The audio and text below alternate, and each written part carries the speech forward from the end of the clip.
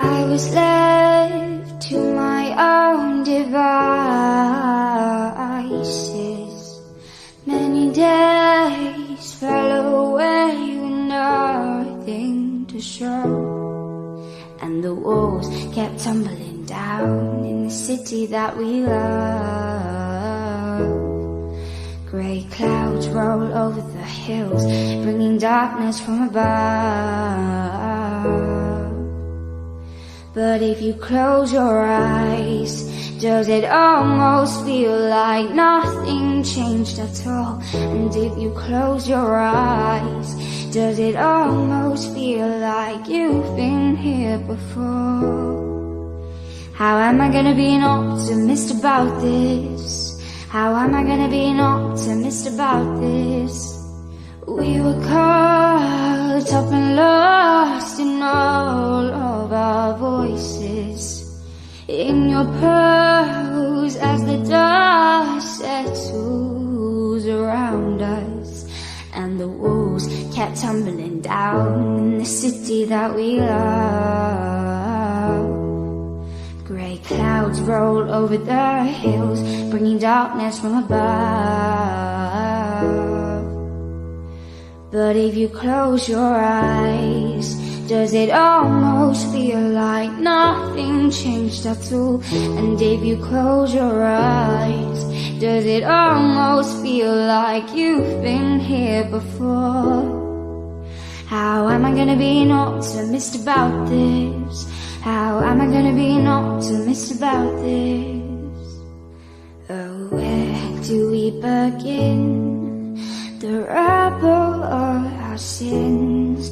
Oh, where do we begin? The rubble of our sins. And the walls came tumbling down in the city that we love. Grey clouds roll over the hills, bringing darkness from above. Close your eyes. Does it almost feel like nothing changed at all? And if you close your eyes, does it almost feel like you've been here before? How am I gonna be an optimist about this? How am I gonna be an optimist about this? If you close your eyes, does it almost feel like nothing changed at all?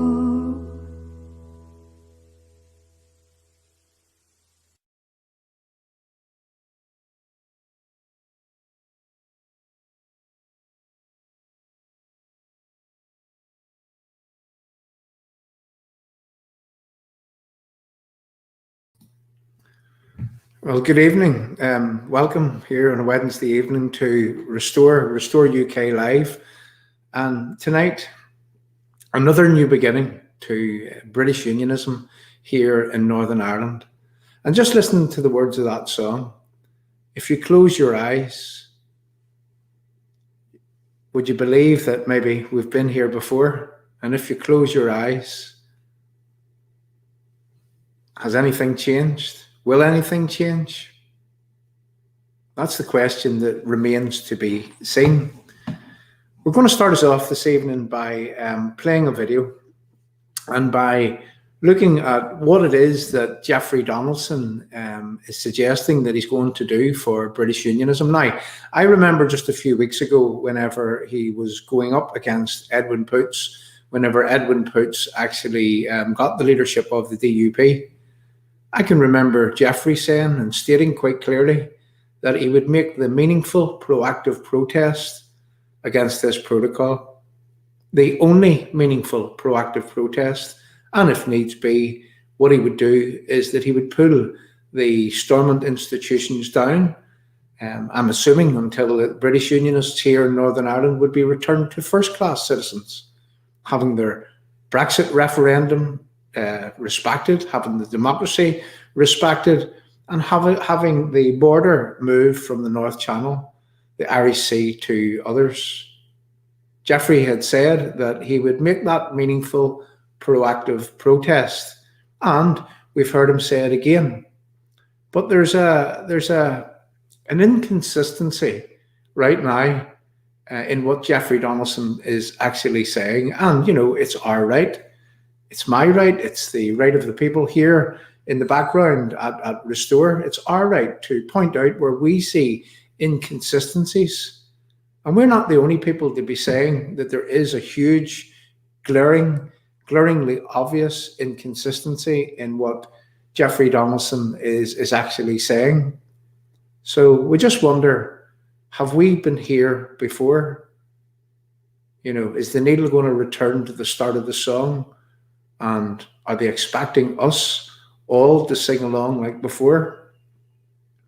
Well, this will remain to be seen. What I'm going to do is I'm going to play a little video clip. And in this video clip, I'd like you to look at Jeffrey Donaldson's words whenever he was punting for the leadership of the DUP. Now listen very, very carefully to these words. Task ahead is great.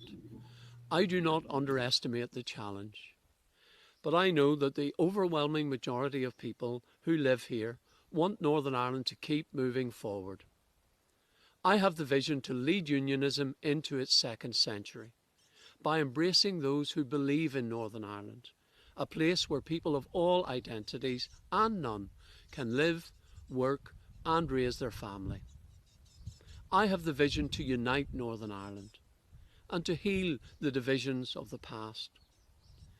We don't move forward by ignoring the past, but by remembering and learning from it. I have the vision to lead a strong democratic unionist team who will inspire and command the confidence of those we are privileged to represent. The Northern Ireland Assembly is the place where every element of our society is represented. The coalition government is often unwieldy, but it ensures that every voice is heard. Such partnership is how we must move forward. It must be based on respect for each other's mandate. To that end, I will be speaking with the Prime Minister at the earliest opportunity to emphasise that it is not realistic to expect stability in Northern Ireland when every unionist representative in the devolved institutions is strongly opposed to the Northern Ireland Protocol. The government and those who claim to be the protectors of peace and stability here must step up and deal with the protocol in a manner which respects the constitutional and economic integrity of the United Kingdom. I want to bring stability to Northern Ireland and to encourage everyone to focus on what unites us as a people, rather than that which divides us. There has been too much focus on division and recrimination, both within Unionism and within Northern Ireland. I will play my part, but the government and Brussels must step up and recognise the flaws of the protocol and how it was foisted upon the people of Northern Ireland.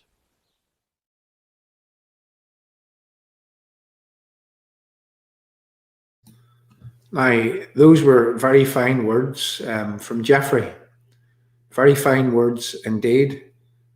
And, we were looking for a video clip. In word that he has actually said that he would pull down the Stormont Assembly if necessary as a protest, as a meaningful, proactive protest. And this is me paraphrasing, but as a meaningful, proactive protest against the protocol. Now, who actually believes that? Maybe you would like to leave your thought processes, your thoughts in our live chat, because this is the inconsistency in what it is that Jeffrey has been saying over the past few days and weeks. You see, according to Jeffrey, he's going to give his Westminster job up as an MP, is how I understand it. And he's going to come here into Northern Ireland and he's going to be First Minister, is what you could assume. Now, forgive me for saying this, but you don't leave your MP's job to come here to collapse the Stormont Assembly in a meaningful, proactive way as a protest against the protocol. Because if it goes wrong, you're out of a job. And who actually believes that Jeffrey will collapse the Assembly?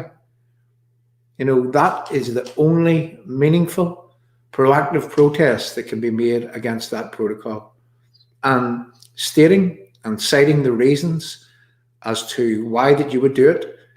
Well, you see, you could do that and you would have the moral high ground for doing it by saying those that we represent, those that we are elected to represent, whenever they are not being treated as first-class citizens, whenever they are being discriminated against in a totally blatant way, whenever they're not having the democracy like the people in England, Scotland and Wales, and even though that they place their acts and they leave the EU, they're still part of the EU.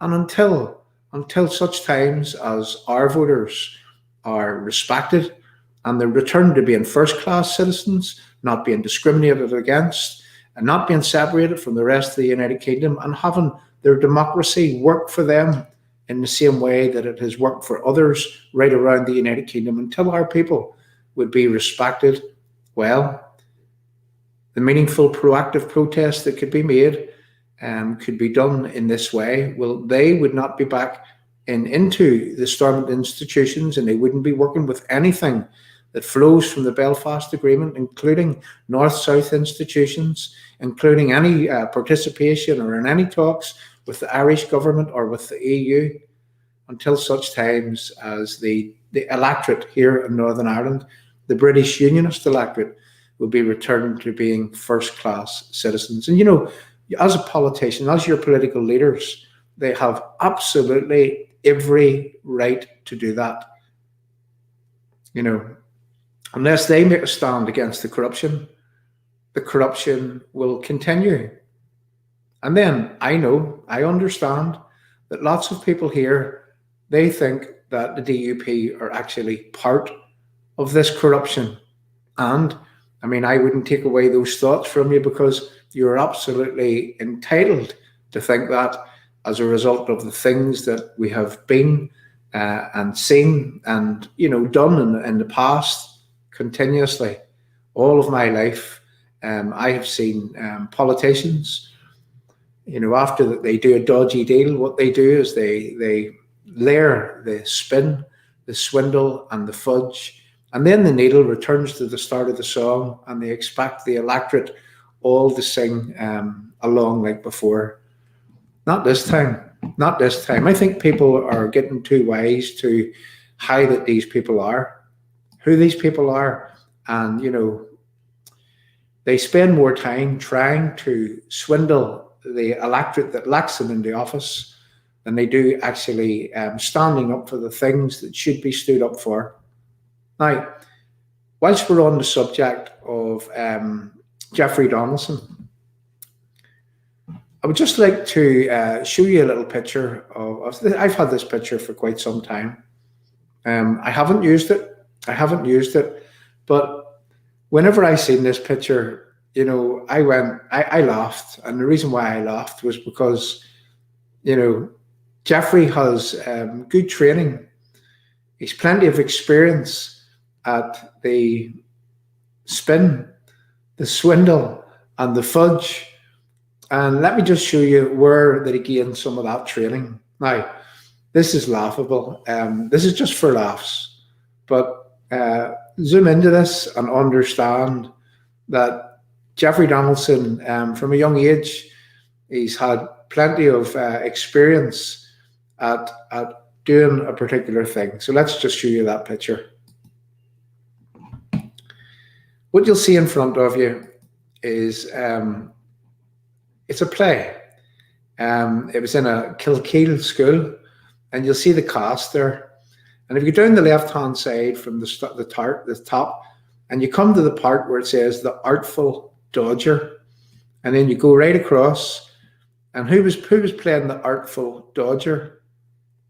Jeffrey Donaldson. One Jeffrey Donaldson, the Artful Dodger.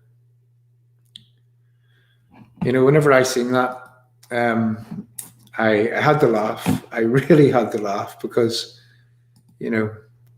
is Jeffrey right now, whenever he says that he's going to leave his MP's job, whenever he says that he's going to come here to be First Minister, but yet he's also saying that he will collapse the Assembly if necessary. Do you actually think that that is consistent what it is that Jeffrey's saying? Why not just make a demand? Why not just say and state quite clearly that if the protocol's not away, will we not be back anywhere near the institutions? And it's as serious as that. And even the way that the Secretary of State was moving to implement this IRA Language Act, the IRA Language Commissioner, the nation building strategy of the IRA, our own Secretary of State is moving to give the IRA the tools to destabilise Northern Ireland, exactly what they wanted. But you see, that's a devolved issue, and that should never be done. And we did hear Edwin Poots saying on the radio this morning, we heard Edwin Poots saying that the Secretary of State just threatened to do it no matter what, and he was going to do it.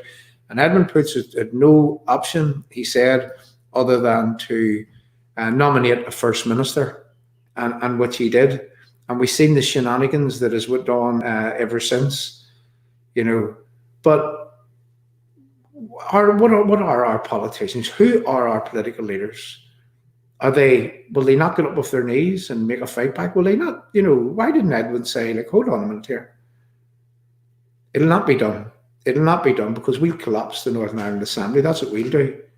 We'll walk away if these institutions are corrupted in a way that each and every time that the bad boys, the IRA make a demand, each and every time they make a demand, if Westminster's going to give them it, that's not a fair process.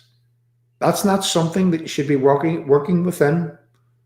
What you should be doing is you should be actually standing tall, getting up off your knees and saying, we're having no more of this. And if this is the way that you want to implement things over our heads, well, let the fight begin. Let the real fight begin. And in doing so, you would attract the support of the British Unionist people behind you. But what is happening right now within British Unionism, particularly the DUP? They are disenfranchising more and more and more and more people. Now, we're coming up to a summer recess here. When the Assembly, it closes down for, I don't know how long it closes down for. Is it 2 months? Is it longer than 2 months? That's the can kicked down the road again. That's the protocol still in place. And that's the protocol bedding in even further. That's the trade being reorientated towards the south even further. That's more and more and more of the GDP of the UK internal market being lost to Dublin, being fed by the EU. This protocol needs to be broken now. There's no time for going off on summer recess.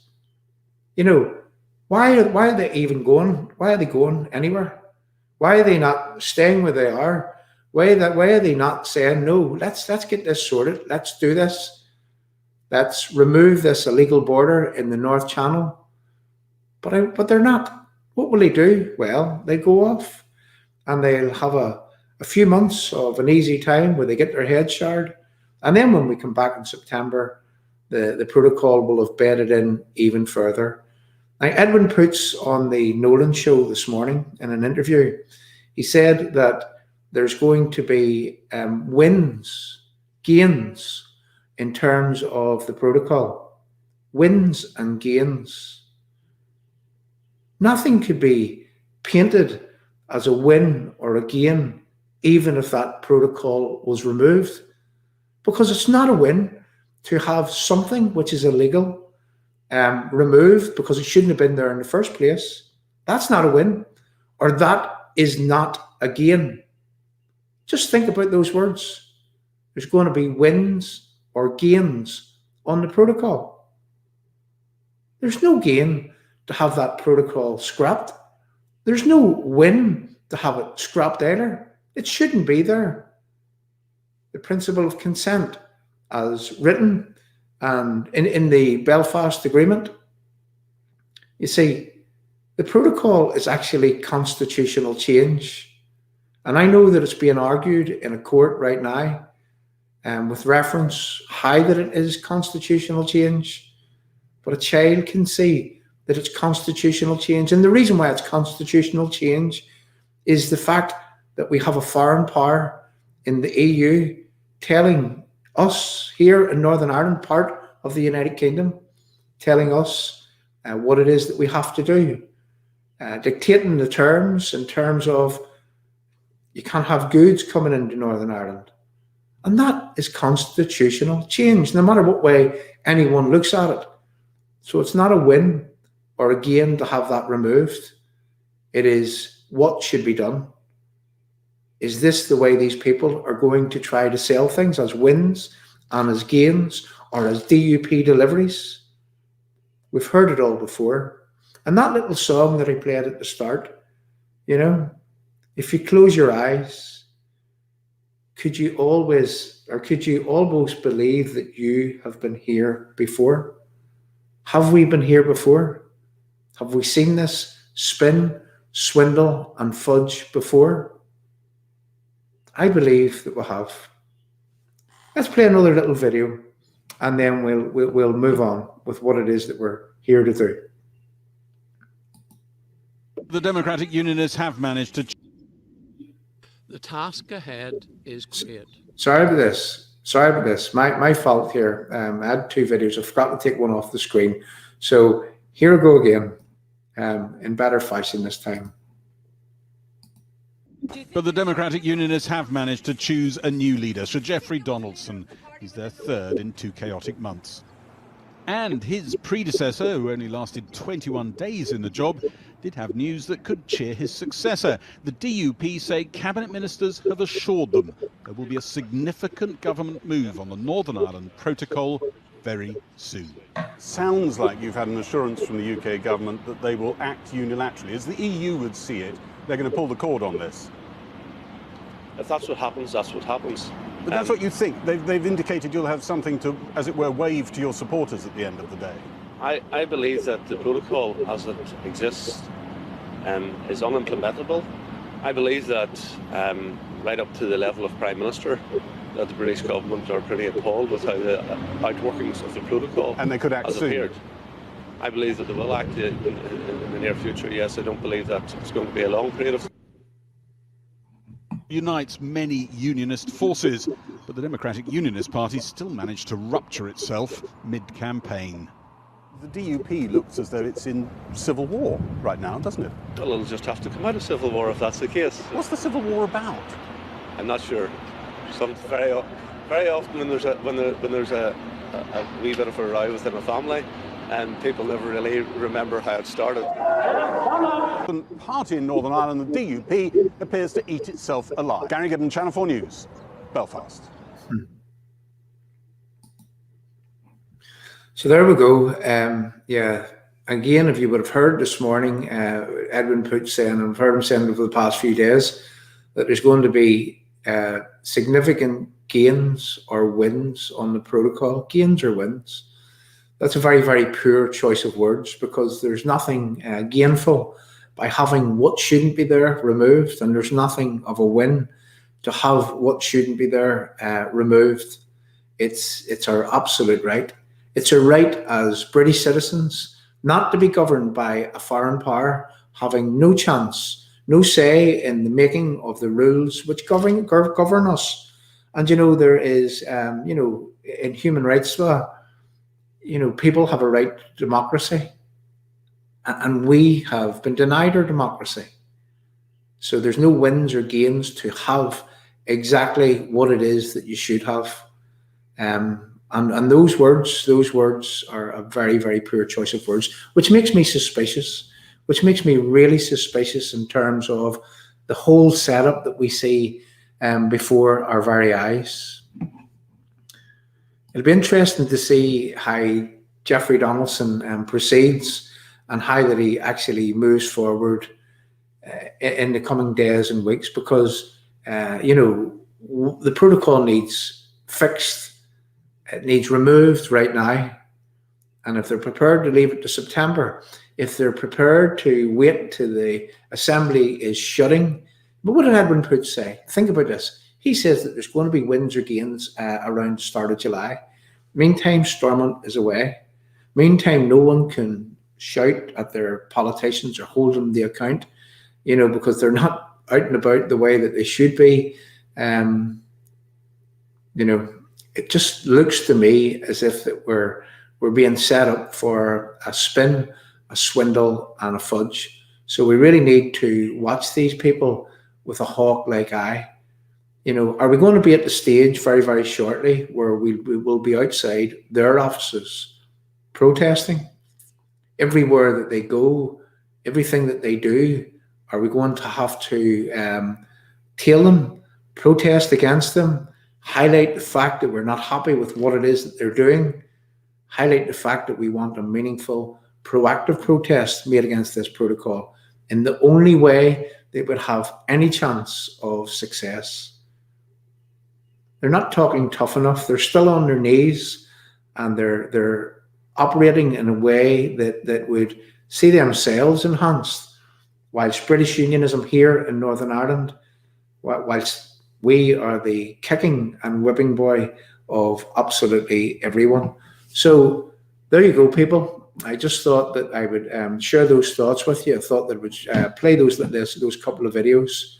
And what I'm going to do again is I'm going to play the little tune that I started off with. And the reason why I am is because I want people to listen to the words of this song. And I think the words of this song are, pretty fit for what it is that we see going on before our very eyes. So off the back of this song, I'll be back soon and we'll talk about something else. I was left to my own devices. Many days fell away with nothing to show, and the walls kept tumbling down in the city that we love. Grey clouds roll over the hills, bringing darkness from above. But if you close your eyes, does it almost feel like nothing changed at all? And if you close your eyes, does it almost feel like you've been here before? How am I gonna be an optimist about this? How am I gonna be an optimist about this?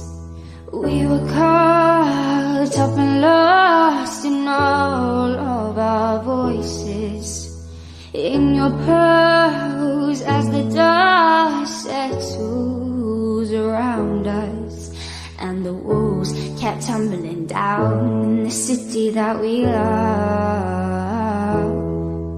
Grey clouds roll over the hills, bringing darkness from above. But if you close your eyes, does it almost feel like nothing changed at all? And if you close your eyes, does it almost feel like you've been here before? How am I gonna be an optimist about this? How am I gonna be an optimist about this? Oh, where do we begin? The rubble of our sins. Oh, where do we begin? The rubble of our sins. And the walls came tumbling down in the city that we love. Grey clouds roll over the hills, bringing darkness from above. Close your eyes. Does it almost feel like nothing changed at all? And if you close your eyes, does it almost feel like you've been here before? am I gonna be an optimist about this? How am I gonna be an optimist about this? If you close your eyes, does it almost feel like nothing changed at all?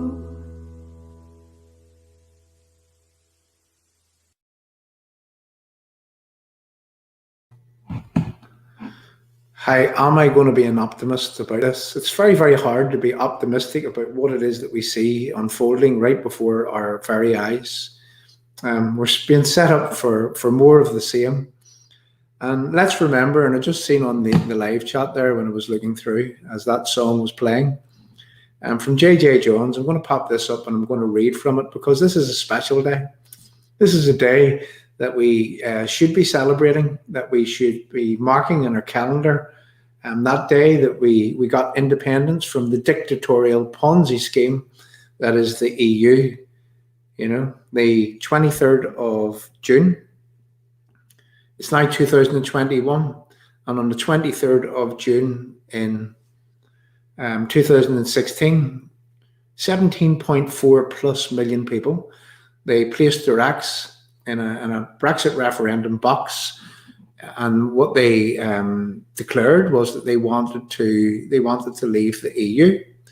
I'll pop up this here. I'll come back and I'll read it in a wee second, but I want to now go to the actual ballot paper.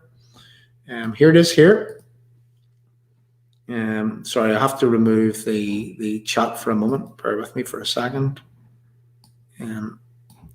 Just to see this. So a referendum on the United Kingdom's membership of the European Union.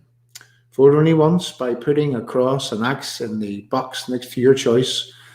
Should the United Kingdom remain a member of the European Union or leave the European Union? So remain a member of the European Union or leave the European Union. And in that bottom box, leave the European Union, more people put their X in that box than they did in the box above. And it was a UK-wide referendum. And we won, people. We won. We should be leaving the European Union. And the constitutional change or the constitutional inconsistency is this, is that the people in England, Scotland and Wales who placed their X in the box, leave the European Union, well, they were afforded their democracy and the people of Northern Ireland were not. And the people of Northern Ireland, against their wishes, against the principle of consent contained and outlined in the Belfast Good Friday Agreement, against the Act of the Union, they were separated from their brothers and sisters in the rest of the United Kingdom. And that is constitutional change. That's what it is.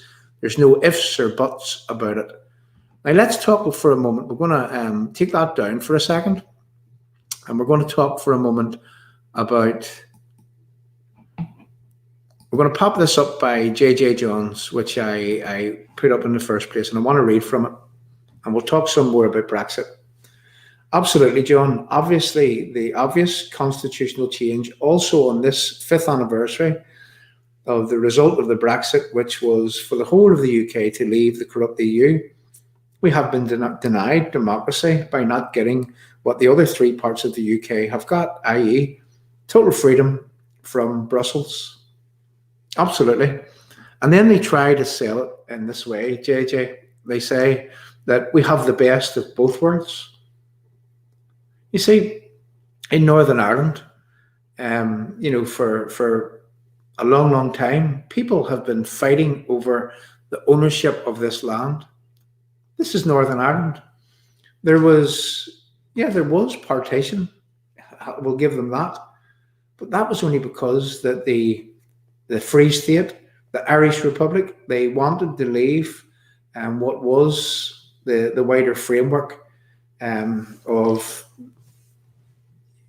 England, Scotland, Wales, Northern Ireland and the Irish Republic. And they wanted to leave. We didn't ask them to leave. They had a vote and they wanted to leave. So that was their option to do so.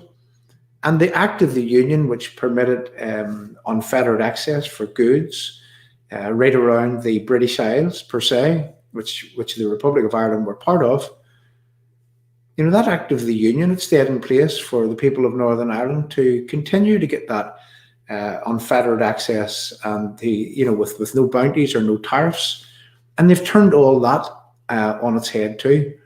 Now, I'm going to make a claim here, and it's as simple as this.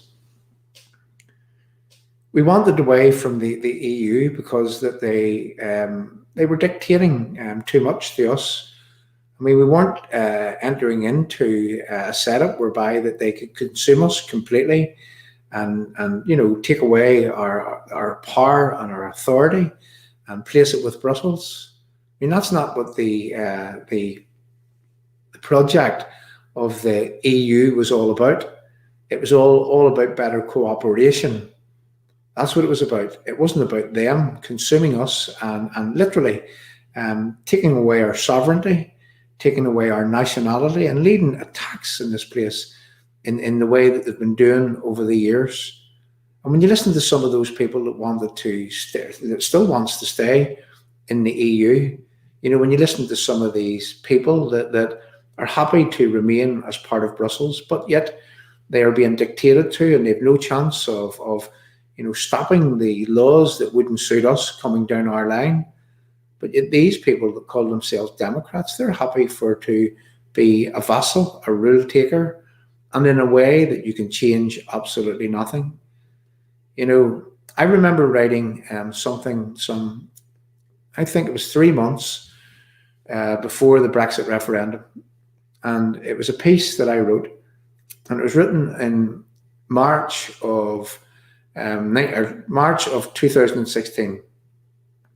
And the title of that piece was Hotel California, Brussels. You can check out anytime you like, but you can never leave. And what you've seen and what you will see and what you'll continue to see is that the EU are continuing to frustrate any attempt for the United Kingdom to leave and to be, once again, an independent nation. They don't want that. They just simply do not want that.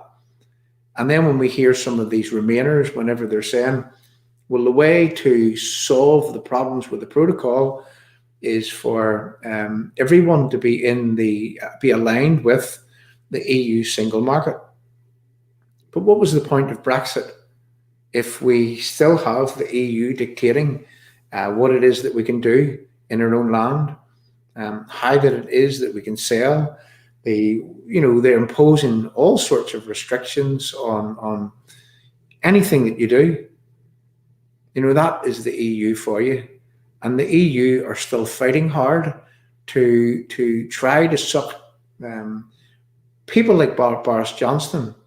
Let's remember, even though that Boris Johnson was a Brexiteer, so to speak, Boris Johnson, he, in his own mind, he was trying to decide, well, will I back the Brexit campaign, or will I back the Remain in the EU campaign?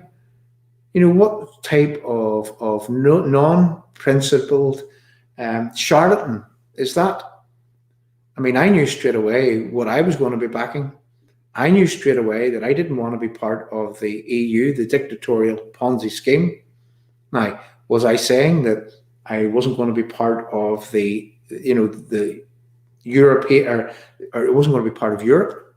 Well, absolutely not, because the people in Europe are still our friends. But the fact remains is that the EU they're gangsters, absolute gangsters. And we see them. They're happy enough to agitate in this country in a way that they could actually cost people their lives. They don't care about people. They don't care about the peace process.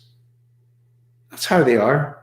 And we want it away from them. So back to what I was saying in terms of that, I wrote a piece and it was called Hotel California, Brussels. You can check out anytime you like, but you can never leave.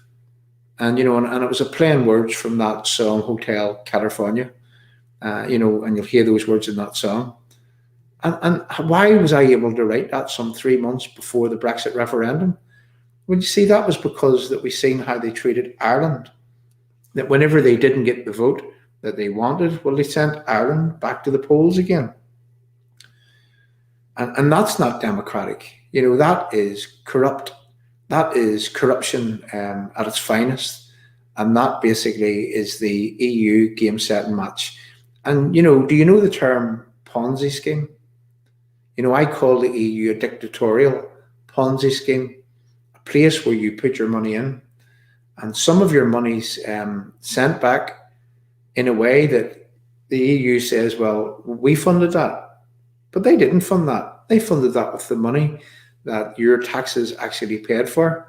And they claim the victory over having put that into a country and having, building roads and helping out here and there. But let's face it, you don't get any more than the Porsche. You get a lot less money back than you actually put into the Ponzi scheme. And that's the way Ponzi schemes actually work. So that is the EU. And that is exactly why that I would have wanted away from it and wanted no part of it. And we didn't get Brexit. We got a protocol. We are stuck in the middle of somewhere between the EU dictatorship, the dictatorial Ponzi scheme, and being part of the United Kingdom. And that, my friends, it's illegal. It's constitutional change, and no one, even people that would have wanted to remain part of the EU, no one should want to be part of an institution that would seek to do that on people. And let's face it, people in Northern Ireland that could end up fighting with each other again as a result of what these people are actually doing. So there we go. That was from JJ Johns. Now, what I'm going to do is I'm going to play another short video clip, and then we're going to come back and we're going to go through the live chat this evening, and we're going to let people have their say. So if you would like to leave some messages on the live chat, messages or questions or things that maybe that you think that we should be talking about, or topical points, and what we'll try to do is we'll try to pop them up and we'll try to answer them in the best possible way. Who knows, you may even want to make suggestions this evening. So yeah, let's see what it is that that you want to talk about. And we're going to come back, and before that we'll go to the live chat. Excuse me, just clear my throat. And we'll have a few things to do in terms of, we'll be popping up some of the t-shirts that we're going to be selling very, very soon. Some of the protest t-shirts against the border in the North Channel. And also we'll pop up some links, and we'll pop up some badges. And also, we'll do all of that. And then what we'll do is we'll get on talking to the live chat and then through the live chat and popping up and letting the people have a chance at having your say. So I'm just looking for a little video, and we'll play a little video clip, and then we'll come back. And I'm ramming the content of this video home that I continuously have played over the past few streams. And I think it's essential that we continue to highlight this video. And for the people that come here, the people that will come here just for a nosy, well, it's always good that these people would see this particular type of video, because it's unacceptable what is happening in Northern Ireland, and yet our own government, the Irish government, and anyone, even our own political leaders, they're turning a blind eye whilst destabilisers, whilst the criminal gang, whilst they destabilise Northern Ireland. The peace is a farce, and the guns are still there. Remember those words and watch this little video clip.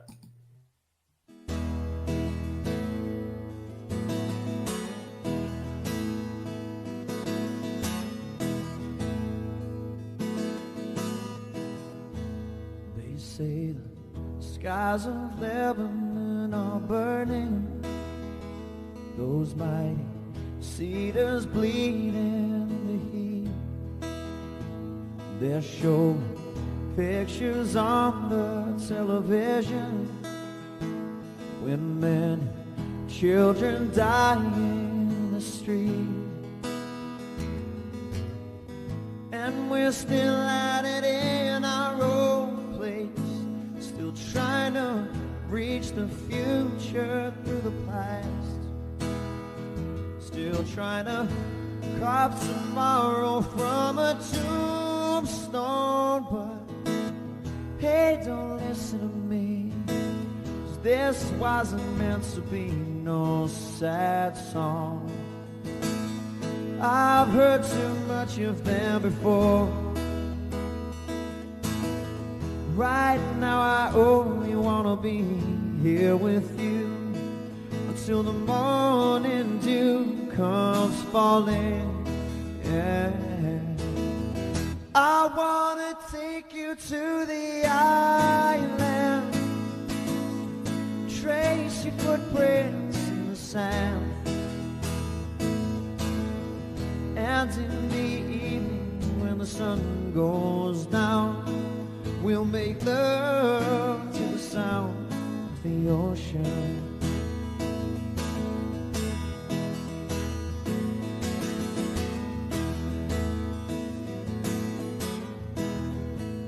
They're raising banners over by the markets, whitewashing slogans on our shipyard walls, witch doctors praying for a mighty showdown.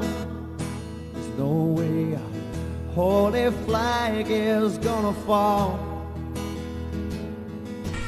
Up here we sacrifice our children, warn our dreams of yesterday, and teach them dying will lead us into glory. But hey, don't listen to me, this wasn't meant to be no sad song. I've sung too much of them before. Right now I only wanna be here with you until the morning dew comes falling. I wanna take you to the island, trace your footprints in the sand, and in the evening when the sun goes down, we'll make love to the sound of the ocean. I wanna take you to the island, trace your footprints in the sand,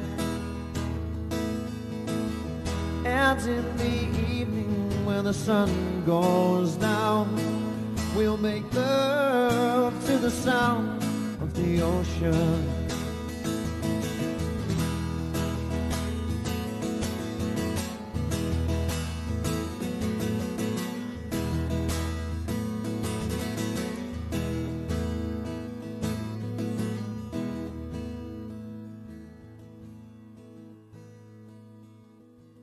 I wanna take you to the island, trace your footprints in the sand, and in the evening when there's no one around, we'll make love to the sound of the ocean. And in the evening when there's no one around, we'll make love to the sound of the ocean.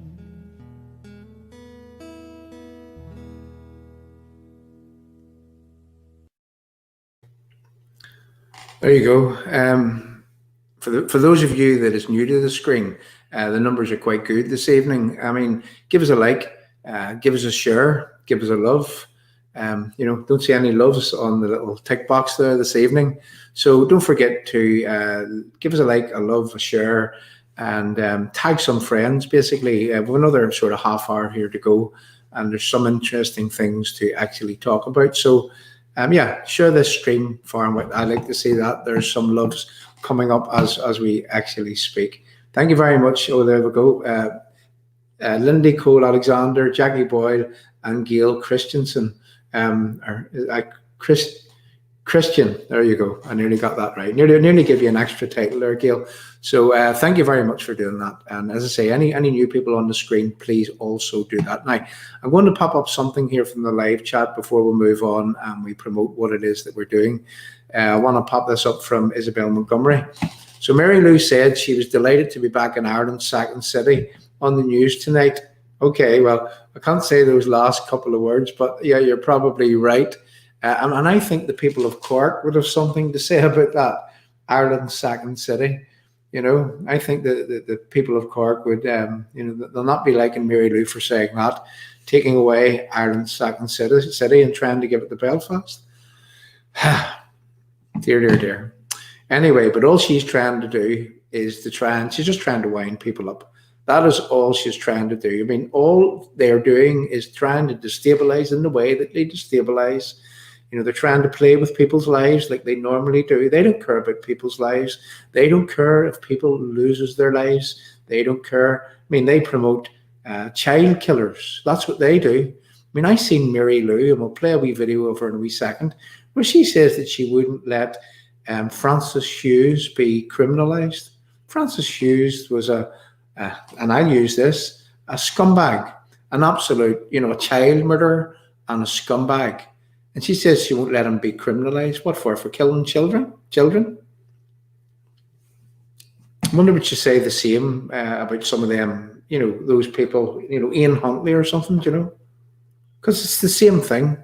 Child murder is child murder is child murder. And, you know, criminalising those people are actually too good for them. Too good for them. I know where I would like to see them. Well, that one is, by the way. But anyway, enough of that. But yeah, Isabel had sent me that little video clip. We were just lacking in time, or we would have let you hear it. But again, that's all she's trying to do, is just to wind people up, you know. So here's what we're going to do. In fact, I'm going to sort of leave that on the screen as a little marker so they can go back to that point on the live chat. There's plenty of live chat here this evening. So here we go. Well, I can't actually because I have to take it off. Right, here we go. I'm going to pop this into the live chat, and we're going to go through the bits and pieces that we're doing, get them out of the road now so that we can talk some more after the top of the hour with the live chat, taking us up to around 9:30 and playing us out with a couple of patriotic songs. So what I would like to do is I would like to just pop this up on our screen. Okay, Restore UK, Ko-fi.com, that's our shop. And what I would like to, I'm going to pop up now a picture. I'm going to pop up a picture. And, you know, it's coming up to the marching season. And for those of you that already hasn't purchased one of our little protest badges, I would like to ask you to take a look at those. No Irish Sea Border, Restore UK, Northern Ireland is British. And if you click on that link, the link that you see on, it'll be in the live chat, and you'll find it after that we finish here. You'll find it on Restore UK. You'll find it on the British Unionist People's Voice, and also on the Restore UK on YouTube. You'll find the little link to that. But by clicking on that link, I mean, you can purchase one of those badges, or you can purchase as many as you can. And you should wear those badges with absolute pride. You know, you should wear them with pride. And there's a bigger version of it here, just to show you. So, and also on our shop there, by clicking on that, you'll also find Operation Banner badges here. Just telling, you know, Operation Banner from 1969 to 2007. So you can purchase those on. Now, there's some more products that's going to be on that store very, very soon. And I'm just going to show you some of the products. Now, have a look at this. I think this is good. And once I get a range of colors, well, on Restore, whenever we're doing these streams, I'll be wearing these t-shirts just to show people what they actually look like. So there's a nice white t-shirt with the No Irish Sea Border put on it. And also, now this was by special request by someone that comes to Restore. There's an orange one, as you can see, which looks quite nice. And look, there's a nice light blue color. Yeah, that's a nice sea blue color, wouldn't it be? So there we go. So those are the type of things that will be on our store very soon. Look, and if you've interest in maybe purchasing one of those t-shirts, Look, again, there'll be around £15, which will include the postage and package for them. Now, I hope that that is the correct price, but again, that's what it's looking like to us for one of those T-shirts, and I'll be wearing mine with pride. And then what we're going to do is that we're also going to look at producing T-shirts with the boycott, the Irish and EU goods on them also, for people to purchase, for people to buy. But we'll make the T-shirts nice looking, which again, when people would be wearing them, then others will say, well, yeah, that's a good idea. It'll be walking, talking advertisements for boycott those that are trying to destroy the UK internal market. And make no mistake, that's what the protocol aims to do, and that's what the people that are implementing the protocol aims to do, and that's what the people that are cheerleading the protocol aims to do. They aim to reorientate the trade, which normally goes from Northern Ireland to England, Scotland, or Wales, and from England, Scotland, and Wales to Northern Ireland. They're trying to reorientate it towards the Irish Republic, and the figures are hugely turning around in the favour of the Irish Republic, and in a lot of ways being fed by the EU, and all because there is that illegal protocol in place, which places a border in the North Channel, which separates British Unionists from their family in England, Scotland, and Wales, in a totally undemocratic way, in a way that rides a coach and horses through the Act of the Union, 1801, Article 6 of that Act, states quite clearly that there should be unfettered access, that there should be no tariffs or bounties between any constituent part of the United Kingdom. And yet the protocol destroys that. And also what it destroys is the principle of consent contained within the Belfast Agreement. And it discriminates against each and every person in Northern Ireland that calls themselves a British Unionist. So that's what the protocol actually does, and it's totally illegal. So there's the little T-shirts, and we're going to have more merchandise in that way on the shop for people actually to buy. Now, one of the other things that we want to do, and I'm just going to change around here before I move to the live chat. So I'm just going to copy another little link. So you'll find those links on the live chat. Now, here's another one, and we're now moving to the live chat again to do this. Here we go. So, now, this is another link which is on our live chat here, and it's a means by which that what you can do is that you can click on that link.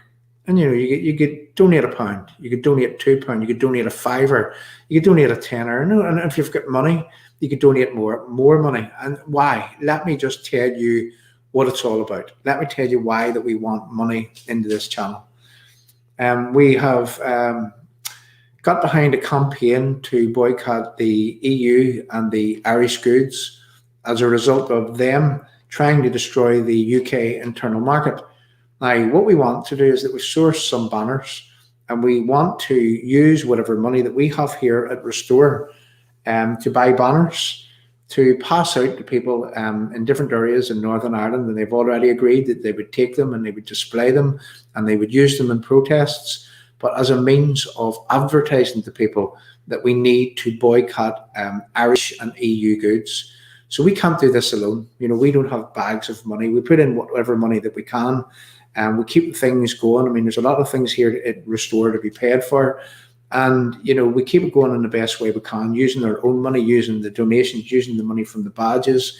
But whenever we get a little campaign like this, we're asking people to help us out to buy these banners and to get these banners out and around Northern Ireland, and also send some to our brothers and sisters in Northern Ireland. Now, we've had huge success with this in terms of who that we've attracted in England, Scotland, and Wales to promote this for us and to help with it, and to start a campaign even in England, Scotland, and Wales whereby that they would boycott EU and Irish goods. And again, it's the campaign that we launched here at Restore last week. So if you could donate £1, if you could donate £2, if you could donate £5, £10, and if you think that you could donate any more, please do, because what we will do is we'll be using that money specifically to buy banners promoting the boycott Irish and EU goods. Now, also one other thing that I would say is that, you know, we're also going to be doing a leaflet campaign where we will be purchasing leaflets. We will be talking to a printer, and we'll be getting the leaflets prepared, and we're going to ask people in different areas, people in community leadership to, you know, to rally around and, you know, even help us to buy their own leaflets and to get them out around their own areas to make this campaign have a huge chance of success. And that's in terms of the boycotting of EU and Irish goods. Now, it's all right to do that, by the way, and we would rather do things like that than see young people go to prison.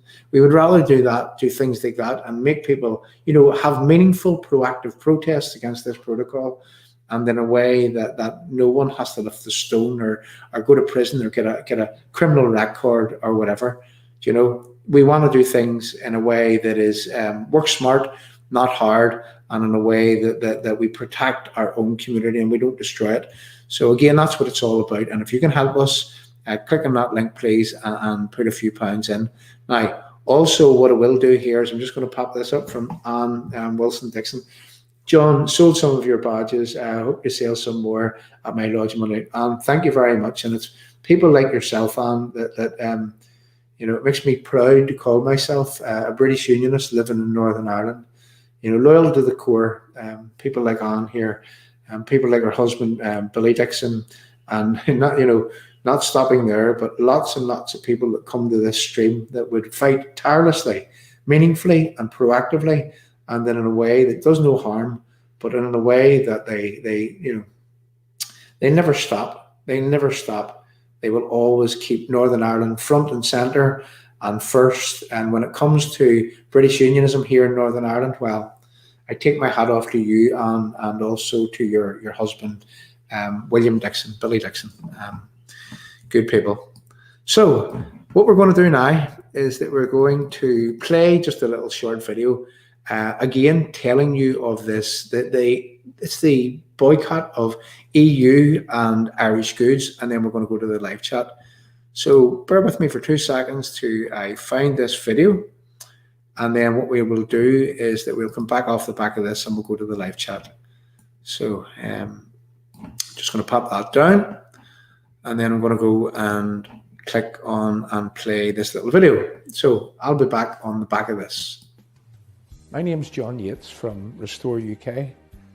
Today we would like to ask those that follow our page and those that come to watch our live streams to get behind a campaign to ensure that trade coming from England, Scotland and Wales remains much stronger than the trade that would come from the EU into Ireland and into Northern Ireland.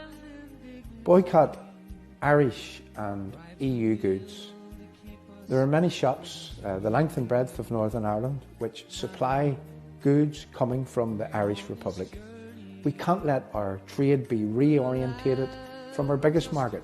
That's the market within the United Kingdom, to Ireland, being fed by Irish businesses, being fed by the EU into Ireland and into Northern Ireland.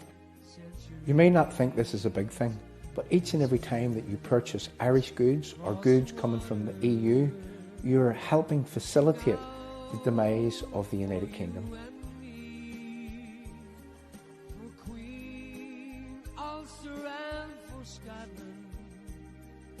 We would like to appeal to people that follow Restore to share this information far and wide. Help attract as many people to this campaign of boycotting EU and Irish goods. Play your part, help save the UK internal market.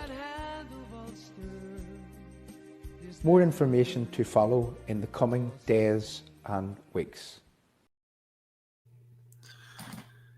Dave Mack, John, can the badges be posted to Southern Ireland? Absolutely, Dave. Yeah, purchase a badge there or two or whatever, and yeah, we'll ensure that it's posted to you.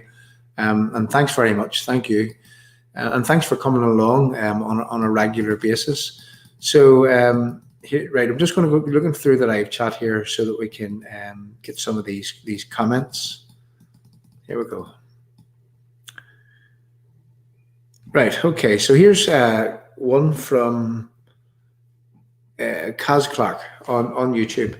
Hi, John. I've been listening to speeches given by Jim Allister. Why is there so many against this man, especially LCC, who say he doesn't want to represent them? Where does this stem from, and what are his views? Kaz, right? Okay, let's just try to get the. Again, Jim Allister was at an event in Newton Ards on Friday evening. And Jim Allister is a man of principle, okay?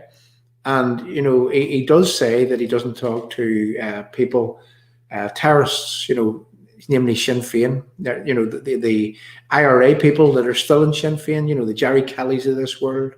He doesn't want to associate with them people. Okay, he'll do so for the benefit of Northern Ireland, but, the thing is that he doesn't want to have any truck with those type of people, and he's done that consistently throughout the years. So, and then, how I see this is that he's the type of guy that, if there were people that were involved in things in the past and they've demonstrated that they don't do violence anymore, that they've, learned from their ways, that they've moved on, that they're working within their communities and they're trying to genuinely make a difference from within their communities. Well, I would say that Jim Allister would have absolutely no problem in dealing with those type of people.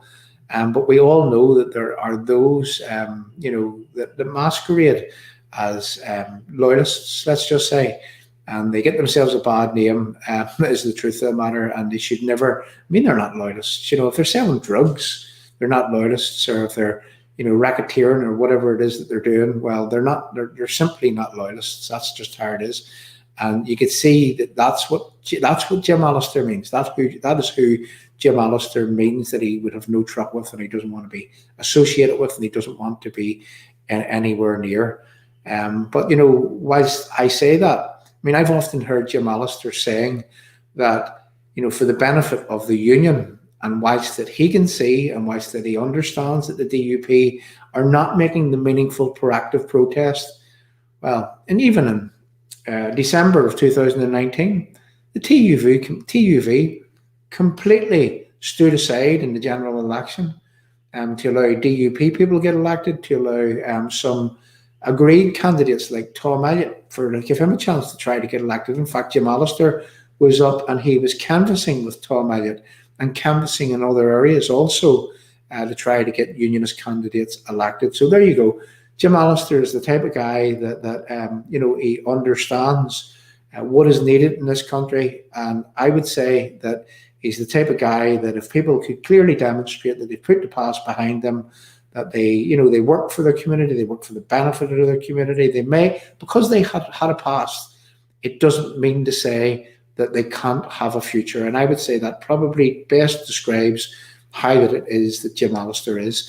Now, I was speaking to someone just a few days ago with reference getting Jim on here, trying to get Jim on here to talk about a few specific areas in where that I think that we need someone like Jim Allister with his experience in law to come on here and to explain certain things. For example, I'll give you one example.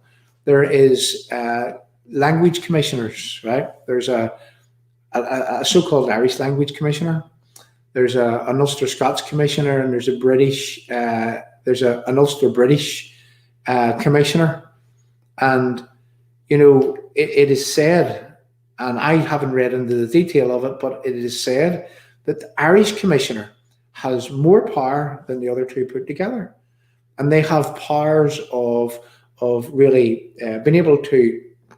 This is how I've been told it, and I haven't looked into it, and I have to. This is why we need someone like Jim Allister on to tell us what he knows. And there's little areas like that we would like Jim Allister maybe have 5 or 6 things for him to come on and for him to give us his legal expertise on. And and again, I'm the man that works with us here and that's associated with the TUV, and the other guy, John Brennan, that's here. That again, we're asking you to. Ask Jim Allister that we want to be able to supply him, say, 5 or 6 things that what we want to talk about, and purely we would like Jim Allister on here to give us his legal expertise in these specific areas so that we have a better understanding of how things actually are. Now, I'm saying that about the Irish Language Commissioner, and I must actually go back and read all about that myself. It's just no one person is capable of following absolutely everything. This is why that we need an army of people put together that can specifically, plough their own furrow and look at their own specific areas, and where, many hands make light work. An army of people must be put together with weapons of words which will remain and abide for forever. So I hope that answers things, Kaz. And look, I'm going to say that I've often talked to the people from the TUV about saying to them to try to make themselves appear less rigid. But look, again, I hope that I explained that in the best way that I can, is that I don't think Jim Allister has a problem with people that had a past, that has put that past behind them, and that has demonstrated that they are, they're working for the benefit of their community and for the collective benefit of each and every person here in Northern Ireland. I mean, because people had a past doesn't mean to say that they can't have a future. So I hope that explains things. So I'm going to go down and I'm going to look for some more stuff here that I could talk about. John, it's always great live stream. Thanks to you and the team. Listen, Natalie Jenkins, thank you very much. Thank you. And I'm glad that you enjoy it. And thank you very much for coming along each and every week. Without people like you, Natalie, we wouldn't be able to do what it is that we do here. Yeah. And look, we're going to have some guests appearing on Restore.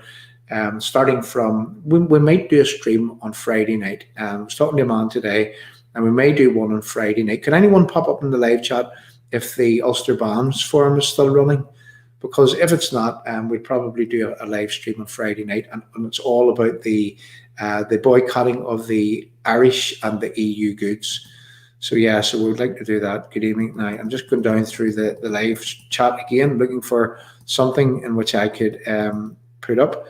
Why has no one from the Catholic community not challenged the IRA for murdering over 400? Yeah. Jim, there you go. Why has no one from the Catholic community not challenged the IRA for murdering over 400 Catholics? See, they were freeing Ireland, one Irish Catholic at a time. Yeah.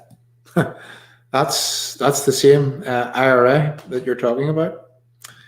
Myrna can say what she wants, right? I'm just about to pop this up from Andrew Wickham. Mary Lou can say what she wants and call Belfast the second city. If I could stand on the streets in my army uniform and be spat in the face by Republicans and smile back at her, smile back her words today, I laugh out loud at. Please do not play her and Sinn Féin's game and react. And that's all they want. It is, and that's what I was saying, Anto, is that it was simply, all they're trying to do is they're trying to wind people up. They're trying to wind people up to have people in a bit of a tiz about it. But all they are is destabilizers. They don't care about people's lives. Mary Lou doesn't care why someone gets beat up over this, while communities are being stirred up against each other, and some young kid maybe walking down the street, no matter whether he's a Catholic or he's a Protestant or a British Unionist or a nationalist or whatever. And maybe a mob sets upon him because of Mary Lou winding things up, winding the community up against each other. These people have no shame. What is it they say? They're ashamed of nothing, and they're offended by absolutely everything. So again, I'm just going down through the live chat, people. If you would like to leave some more messages in the live chat, and if I can find anything here, to see John kind of badges, we've already done with that. Right, so Jean Niblock Nelson, you're telling us not to buy a particular type of cheese is because it's made in a specific area. Jean, do us a wee favour, pop that to email Taylor here at Restore or at the British Unionist People's Voice, and we'll check it out. And if that's the case, that will go on our list. That will go on the list. It has to, because we have to boycott Irish goods. We have to make a meaningful, proactive fight against this protocol, and we have to fight fire with fire. That's what we have to do. So there's Bill Backett, which has just popped up a Facebook link. Unfortunately, Bill, if I could, it just won't show the Facebook link. Unfortunate. You could tell us a wee bit about what's in the Facebook link, and we'll follow it after the show. There you go, John. Have you tried to buy sweeties that are non-EU? No, I haven't. But yeah, tell us about it. Are you getting problems? I'm going to get one, so I have it on in Glasgow. Brilliant. So I'm assuming that Jackie's talking about the wee t-shirts. I'm going to get one so that I have it on in Glasgow. Perfect. And what we want people to do is we'd like people to get a picture of themselves if they feel like putting their face up. If they don't, just even a picture of the badges that they've bought, or when they get their t-shirts, a picture with their t-shirts. And what we'll do is that we'll show them on our screen as we go forward on our live chats. So I'm just going down through the live chat again. I'm looking for more. So don't forget, people, I'm just popping this up. It's a PayPal link, and if you can help us in any way, £1, a £5, £2, £3, £10, £100, whatever. If you could put anything into that, which would help us make a meaningful, proactive protest against the Irish goods and the EU goods. What we want to do is we want to have banners for those that are new to your screen right now. Is we want to have banners. And we want to pay for the banners, and we want to have them pushed out all around the country in order that they can advertise this campaign. So we can't do this alone. If anyone can afford to put a penny or two into that, please do, and you will see the fruits of what it is that you've given going to very, very good use. Going to very, very good use. Together, we are absolutely strong. So again, this is from Gail Christian, and loving the t-shirts. Yeah, absolutely. I'm loving the t-shirts also. And we're going to thank Jim Werner for sourcing those, and also for making the badge that is actually going on. And Jim's a very talented man. He is indeed. He does a lot of good work here at Restore. And without him, I tell you, we wouldn't be able to do what it is that we do. And also George Russell here, which helps us a lot here with research and anything that our technical ability. Billy Mitchell, another man who helps us with a lot of research and champions our cause and whatnot. And yeah, and there's another new man to our team, and we have to say this is a man that I'm just going to pop him up here. You ready for it? This is the new man on our team, Bob Campbell.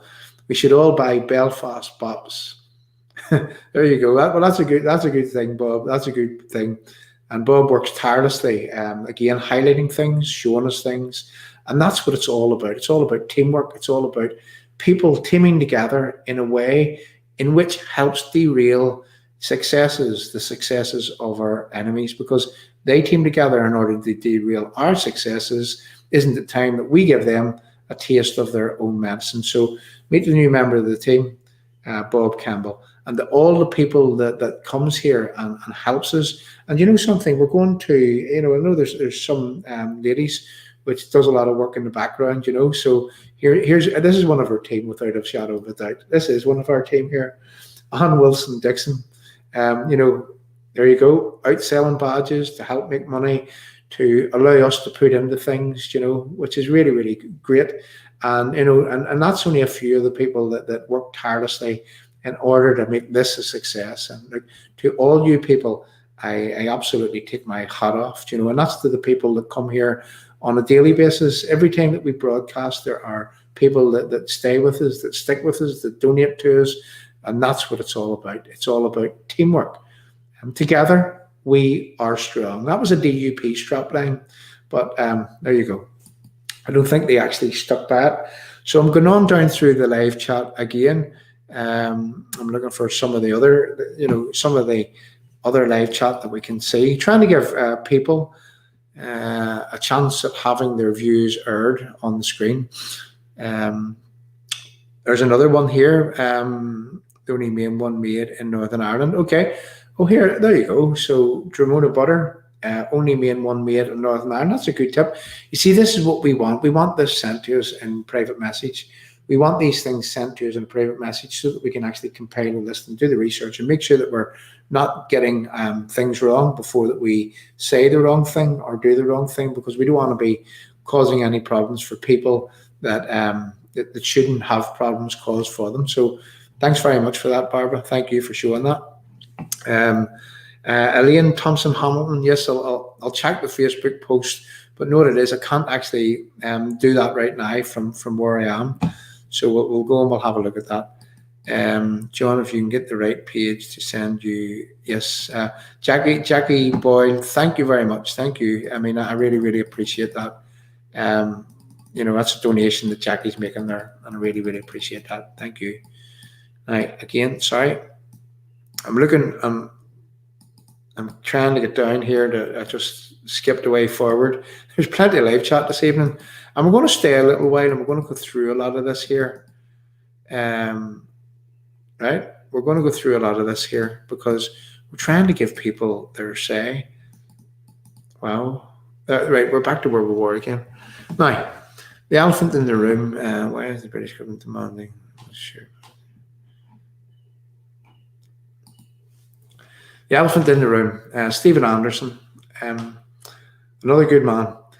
The elephant in the room. Why is the British government demanding that we must share power with IRA Army Council? The DUP are accepting this. They have not called Sinn Féin out on this. And why? It beggars belief, doesn't it? It really beggars belief. The guns, the pieces of farce started where Jim's words should have started. The Belfast Agreement, it was a disguise. It was built for appeasement, swindle and lies. The pieces of farce, the guns are still there, and London's afraid of another bomb scare. And I'll add this little bit in, and Dublin's facilitating it. So you're absolutely right. No one should have to be held ransom by terrorists, because that's exactly what is happening. And that's a very, very good point, Stephen. A very, very good point. So this was what I had been explaining to Kaz Clark there earlier on. Thanks for the reply. Frosty Soda was just wondering. Well, there we go. Always keen on, always glad to be of help, let's just say. It's a lovely letter from Ben. Oh, there we go. I'm just going to pop this up. Lovely letter from Ben Abib saying how warm a welcome he received from the Unionist people, and remarked we are the most loyal in the UK.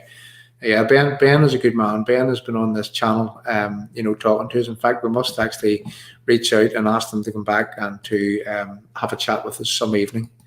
So we'll do that in the very, very near future. McDonald could drop the bang of the. There you go. We can't put that up right now, Bob. But again, I'm just saying that if that's the case, let's get evidence of that, because there's something else that should be done. I'm just right. Okay. Good turnout. Good turnout in Newton. Yep. Roberta Robinson. Good turnout in Newton Ards. Brilliant speeches. Yeah. I wasn't there particularly myself. I was working, but I heard the speeches, so I definitely did. Can I still buy Prod Black Porter? I'm laughing. Can I still buy Prod Black Porter? AG was a top man. Arthur Guinness was a top man. He absolutely was, and Arthur Guinness, he put money into certain things back 100 years ago, So yeah, I would say that you could make an exception for Protestant porter. I would say that you could, Trevor. In fact, I'm a Guinness man myself. I really am. And Arthur Guinness was definitely a top man at the turn of the century, and that goes without saying.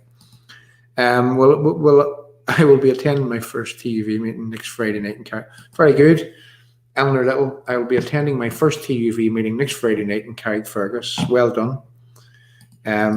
Tracy, thank you for coming along, and also for donating into the platform, and I really, really appreciate that.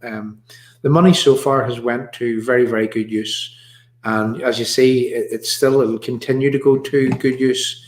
Even if it's this software that we use to do the broadcasting on, it's about 40 quid a month or something, so it is even to pay for the software that does this. But there you go. We would be paying for it. I would be paying for it myself if there was no money coming in. But the small donations from people, it actually helps make all this possible. So it does. So this is a night of the live chat. We're just going to continue going down through the live chat for a while, and then we'll play us out with probably a video that we played at the start and a couple of patriotic songs at the end. But we want to give as many people a chance to have their views on screen this evening. Right, okay. Just reading this here before I put it up. Right, okay. I'm not going to put that up, right, okay, but I see what you're saying. I see what you're saying, Tommy Lloyd. And again, yeah, I sort of heard that. I heard that. But I think, you see, here's what happens. Here's what happens. Let me put this up. Let's deal with this. We'll have to. Because we don't want, Tommy's a good lad too. Jim Allister fell out with the LCC because of his comments the other day on the Nolan show when he condemned the LCC for their comments that no Irish political representatives were welcome in Ulster. Now, I'm going to have a chance at trying to deal with that. I'm just going to try to explain it as to the reason why Jim would have said what it was that he said. Often the media, they ask questions in a way that would place someone like Jim Allister or politicians behind the eight ball. They're awkward questions. And if they don't answer them, a media frenzy ensues. So with Jim Allister's stand against Republicans over the years, the IRA specifically, and the fact that he has said that he'd be nowhere near people that are paramilitaries and causing problems in communities. We're talking about drug dealers or those masquerading as loyalist paramilitaries, selling drugs and causing problems in their community. And we know that there are several of them in different places right throughout Northern Ireland. You'd be a fool to say that there isn't. So these are the people that Jim Allister would be talking about that he wants nothing to do with. But when you think about it, nobody wants anything to do with them types either, because selling drugs into the communities, destroying people's lives. That's not what loyalism is about. That's a bit like the IRA whenever they killed their own community and they said that they were free in Ireland. By killing one Catholic at a time.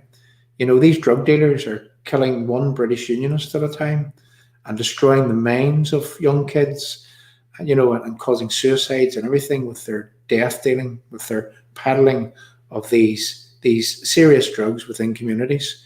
So what I would say is that I heard that the other day. The reporter, Nolan, they asked the question in a way that if Jim doesn't answer that, if he doesn't answer that, well, then they will make a meal out of it and they'll say that, okay, what was the question? The question was that, just reading it here,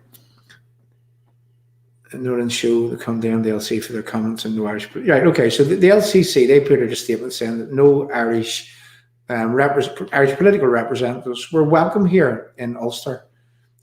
I'm saying that too. I'd say that and state that quite specifically, that because that they are engaged in an act of aggression against British Unionism here in Northern Ireland. Well, why should they be welcome? They come here, but they don't have they'll not have any welcome from me. And that's what the LCC were actually saying in the exact same way. Now, it wasn't that it was the threat or the implied threat that Stephen Nolan was actually talking up. And it was asked in a way that Jim Allister actually had to say, well, I couldn't agree with that, an implied threat. So that's why you sometimes have to read between the lines and see what happens.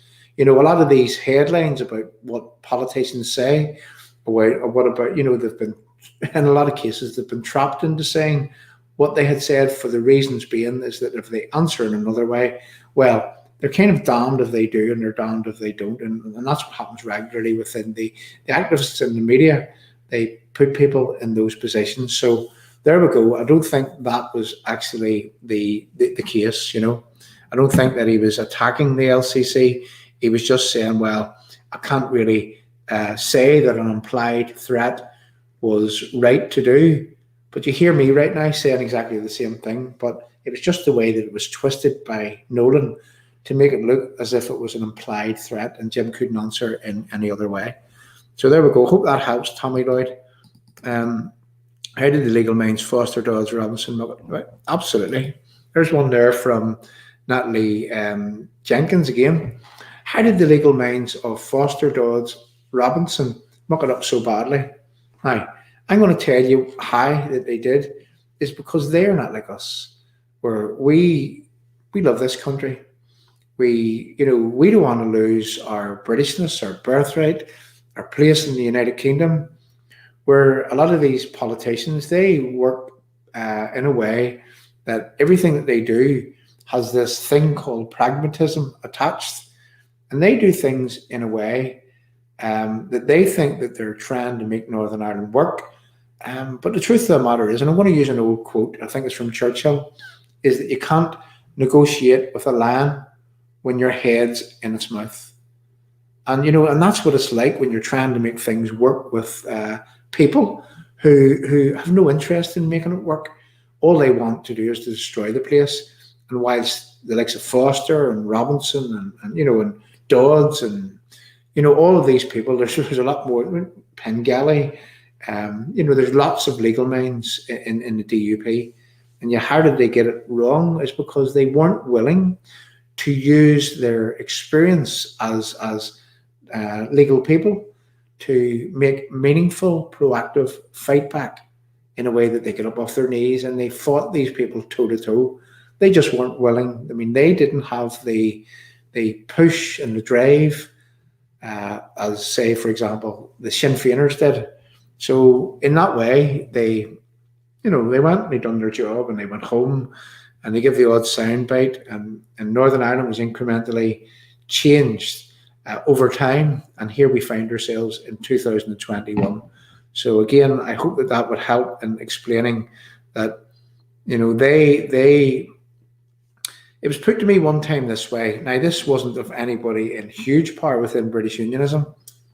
A guy called Chris McGimpsey, and he said to me that in the Belfast City Hall, as a councillor, they're often handed, huge amount of papers, and they've got to read those papers maybe overnight or within a few hours, or and they say that how could you possibly do it in the time frame that you're allotted to do that? Where he said to me that the Shinners, they have an army of people picking through, looking and highlighting, and I was amazed at the fact that they're misinformed. A lot of our councillors, a lot of our legal people. I mean, what was it Foster done? Arlene Foster done with the RHI? Sure, she didn't even read what was in front of her, and she didn't even know what had been put through. And what did you do? Did you sign it or something? I'm just trying to tell you. And what that is that's total negligence. And you see, and this is why I've often said that a people-politician partnership would be a really good thing, because what they could do is they could tap into a shared wealth of talent. An army of people must be put together that could help with these things. But then again, we have our own politicians who are not like the Shinners. They don't want ordinary British Unionists seeing what they're getting up to. There's a lot of smoke and mirrors involved in British Unionist politics, and it's been like that for years. So there you go. For their unwillingness to create a people-politician partnership and to make use of ordinary people to trawl through the paperwork, to find things, to highlight things, to show things. No, they're not running a smooth and a streamlined operation, and that needs to change. That totally needs to change, and that's what I talk about when I talk about a people-politician partnership, where we can all put our hands to the plough and we can all work in a way that benefits absolutely everyone within British Unionism. So that would be a good thing to do. So, and again, thank you, Kaz, for your response there. Thanks for explaining that to me. Thank you. Being gracious in the words I use. I know. I thought he made a massive own goal. Right, I'm just going down through the live chat, and we're coming towards the end of the live chat. And what we're going to do is we're going to be playing us out with a little something that we need to highlight, and also with a few patriotic songs. Being gracious, I thought he made a massive own goal when he said this, and I don't like. Yep, Tommy, yeah, and that's wise words. You thought it was a massive own goal when he said it, and you don't like criticizing them. But that is the truth. Sometimes they're put in a position whereby that they're damned if they do and they're damned if they don't. And that's what activism within the media looks like. They intentionally ask these questions so that when they know that the answer that they're going to get, or they can anticipate the answer that they're going to get, and then what they do is they use it then to wind up the community, to where, say, for example, the TUV would be trying to win some votes. But there we go. That's what happened on that case with Jim Allister. Jerry Boyle love it too, but the only thing I worry about is the party doesn't seem to have a mandate. They also need to get more candidates in the constituents around NI. And Dave, I think you're talking about the TUV there. It's starting on Thursday night, John. It's starting on a Thursday night, John. Tell me, Lindy, tell us what you're talking about there. It's starting on a Thursday night, John. Explain to me what's starting on Thursday night. Oh, I know what you're talking about now. That's the Ulster Bands Forum. That would be a good thing. No, not on Valerie's show. Right, thank you. Yes, I know what it is now. David, they're opening new branches all the time. Okay, so yes, and that again is with reference to the TUV. So I'm just going down through some more of the live chat. Plenty of live chat this evening, people. He wanted more, but the speaker blocked him, and we all know the speaker was, yeah. That's the poppy shape badge. Isabel showed us hers. They're great. Isabel, it's a late from Elaine Thompson. John, have you seen the Ulster poppy shape badge? Isabel showed us hers. They're great. Isabel, could you maybe take a wee picture and send it to me in the background, so that I can have a look at that? Yeah, that would be nice. Almost impossible, John, to buy. Right, this is back again on what Natalie was saying about, she said to me, have you tried to buy sweets? Almost impossible, John, to buy sweeties. Nestle own many of the companies. It's hard, not impossible. Many say packed in UK, byproducts are made in EU, so it's complicated. So again, look, we're just going to have to do this right. We're going to have to find. We're going to have to highlight ones that we want to target, and then we'll just keep adding and adding and adding to the list. That's what we'll do, and we'll build it in that way. And look, we'll not be doing this together, because there's people which are committed to this in England, Scotland and Wales, and in Northern Ireland, all around Northern Ireland, and the response is really, really good. Here we go. So I'm just going back down again. John, hopefully we can get the t-shirt. Oh, yes. Yeah, I think that's going to be doable, Anto, as far as I know. So before the 7th of July, I'm heading over to the mainland on the 8th of July, and I would love to work during my time there. There you go, Jim Werner. You can answer that question. Can we have them, these t-shirts, before the 7th of July? I would also like them, because you're saying that you're going to the mainland, and I'm just going to say COVID permitting. I have the operations director of Turning Point UK joining me, socially distancing, of course, over the 12th here, the 11th, the 12th, the 13th, and the 14th. And we're going to be doing some videos in Northern Ireland, and Turning Point is going to be streaming them live. So there's an announcement for you, is that that's going to be done from the 11th, the 12th, the 13th, and on the 14th. And I'm really, really looking forward to that. And I would like those t-shirts for them too, to be doing the Turning Point promote for the videos, the live streams, the marching bands, the orange culture, the 11th celebrations and all that goes with it. And then we're hoping to meet some politicians and people of interest whilst they're here. And we're going to go around and we're going to show and talk about a bit of our history. Turning Point on Facebook alone, I think they have about 100,000 followers. And, it's a huge, big affair in terms of social media. And I'm looking forward to that. So there you go. Yeah, Jack Ross, the man that I would have broadcast with on the other channel, Reclaim, which I used to broadcast on with a few English people. So myself and Jack, we've ended up very, very good friends as a result. So I need a t-shirt, please. Grace, we're going to be announcing it. We'll be back on Friday evening. We'll have dates for getting t-shirts, and please just pop us a private message to either Restore UK or to the British Unionist People's Voice, and just sort of give us your order, and we'll give you a date. And then what we will do is that we'll pop all the, we'll pop it onto our shop, the online shop, and we'll provide the links, and you just go in there and you'll click. and you can pay it by PayPal, or you can pay it with your card, or whatever way that it is that it needs paid. They're great. They're great T-shirts, Grace, aren't they? They're definitely, they look good, and I can't wait to get one on myself also. Need to lose a bit of weight, of course, so it'll look okay in it. So again, I'm just going down through the live chat, just trying to give as much of this live chat a chance at having their say. I flipped. Oh dear. Right. Wow. The live chat is colossal this evening. The live chat is absolutely, all protest groups need to work together, not independently. Yeah, Roy, absolutely. Well, again, you say independently. See, a lot of people play, everybody's involved in different things. But yeah, when you come together when it matters, that's a good thing. That would be a good thing. So thank you very much for that, Roy. So again, there's Kaz Clark. Welcome aboard, Bob. Absolutely. You can't beat the old Ormo soda fires. Very good. Very good. You can't beat the old Ormo soda fires. There's a man telling us that, that's made here on the Ormo bakery. Her husband was brilliant that night when he was on. I'm just going on down.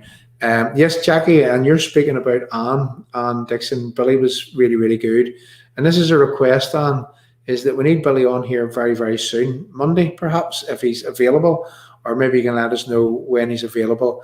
And I would like to talk about Billy in general, and how that Billy works tirelessly for the British Unionist community in and around the Sandy Row and Donegal Road areas.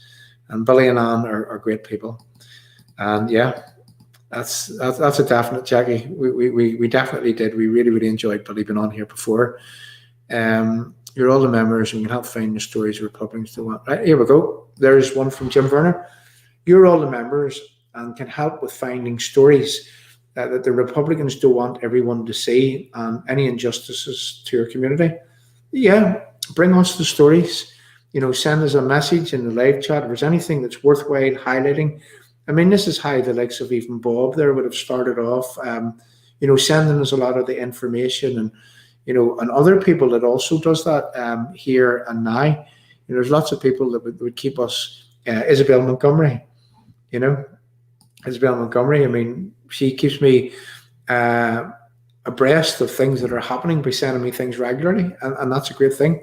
So there's another one of our background team, which helps in a way that provides the information for us to talk about. John, there's a white line protest on the Shankill on Saturday morning, 11 a.m. against the protocol. Brilliant, absolutely brilliant, Isabel. I have a lot of work going on, and I'd be working my socks off between now and probably, I'm going to say, just into July a bit here. But again, I'll be able to resume again from probably the holidays going forward, and to go and to visit these things. So, Isabel, I'm asking you if you could maybe take a little video of that, so that what we can do is that we can then show that here in Restore. We'll make a little video of it. If that can be done, that would be absolutely brilliant. Or I'm sure that there's other people that we can actually task to go and to get that. Need to provide footage of protests, absolutely. And Isabel just said that, absolutely, Bob. And that is an absolute definite. Now, again, as I say, well, we'll be getting back to being ourselves here very, very shortly. For about the last 4 months, I've had a huge amount of work to do, personal work-wise, to do with what I do. And I've a huge amount of work to do, and I've no option. I had to get it done. And I've been working tirelessly.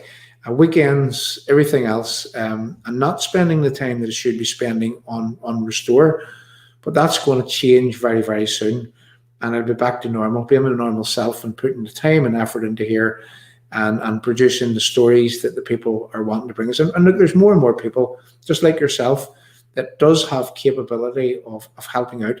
Another thing that we talked about just a few days ago, and you're going to like this when I tell you this, but we're going to, who remembers Paul Barry just a few weeks ago when he came on our screen?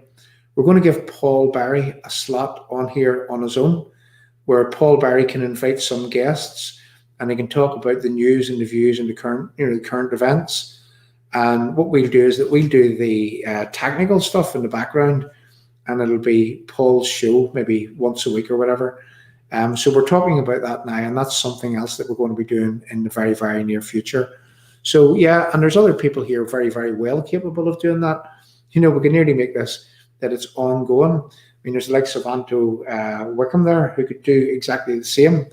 Before long we could have different people presenting different shows and making this more of a radio or a platform like the BBC or whatever. But I'm not just saying the size of that, but certainly having different people presenting at different times throughout different parts of the week, and everyone having their little slot for people, because it would be good for me to be on the other end, to be putting some messages in the live chat for people that would be actually presenting. So those are the type of things that we're going to be doing, and we've already got Paul Barry confirmed for that, and Paul Barry would be an asset to Restore UK and what it is that we do here.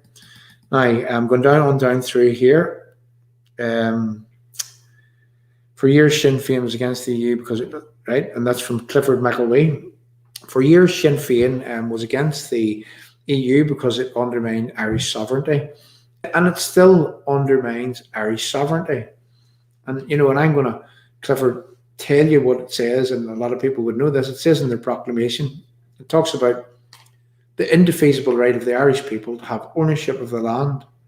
Yeah, the word indefeasible means that can't be taken away. The government doesn't have the right to actually take away the ownership of the land from the Irish people, the indigenous folk.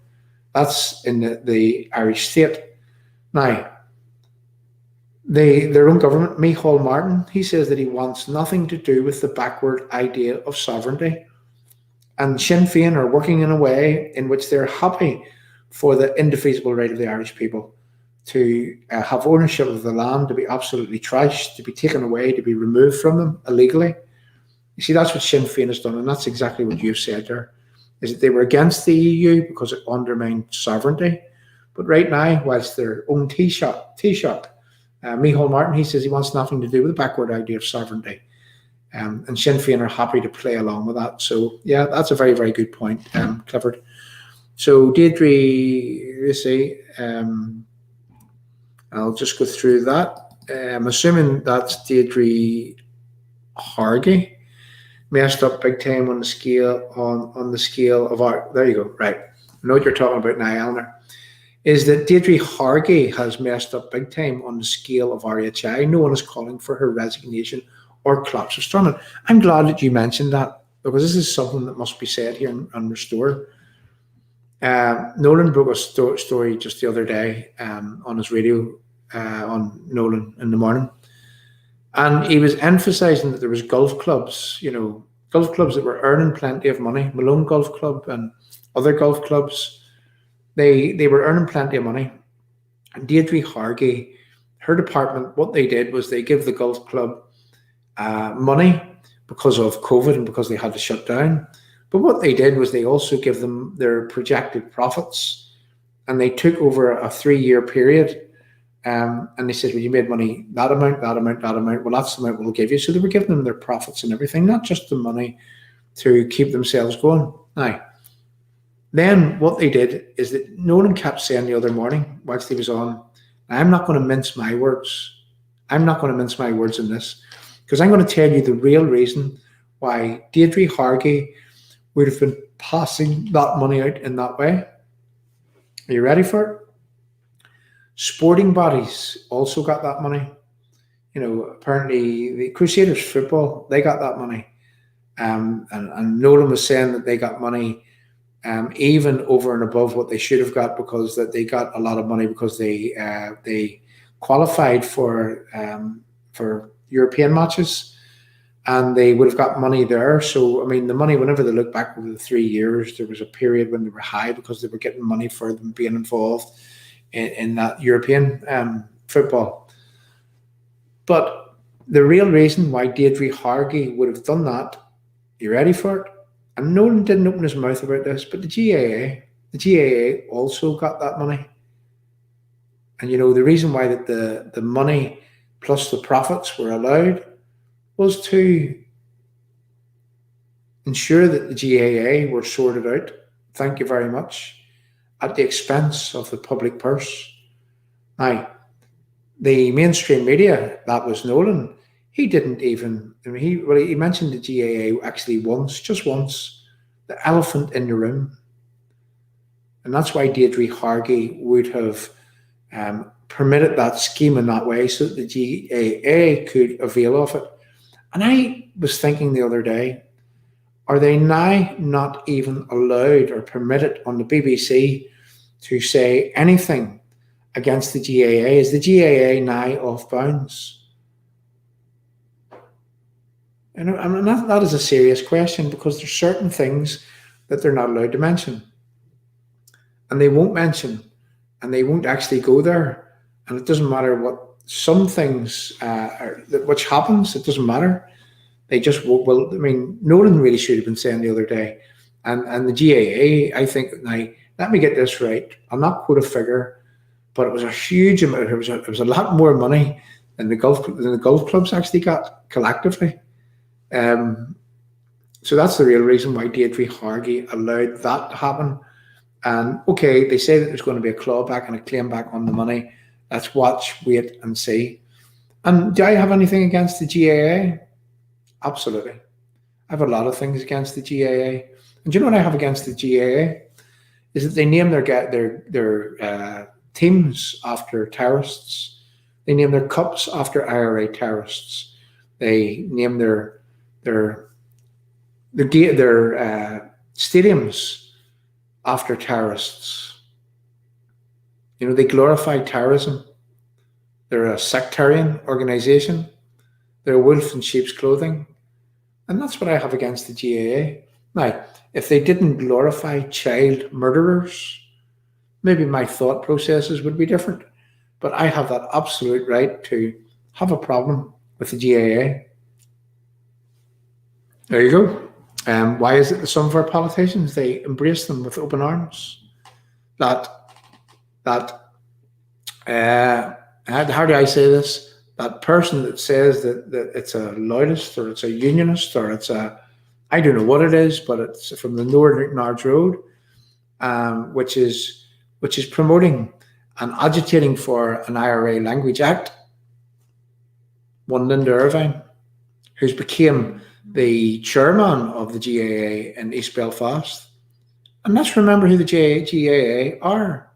You know, they name their grounds, their cups, their trophies, their teams after IRA terrorists, after child murderers.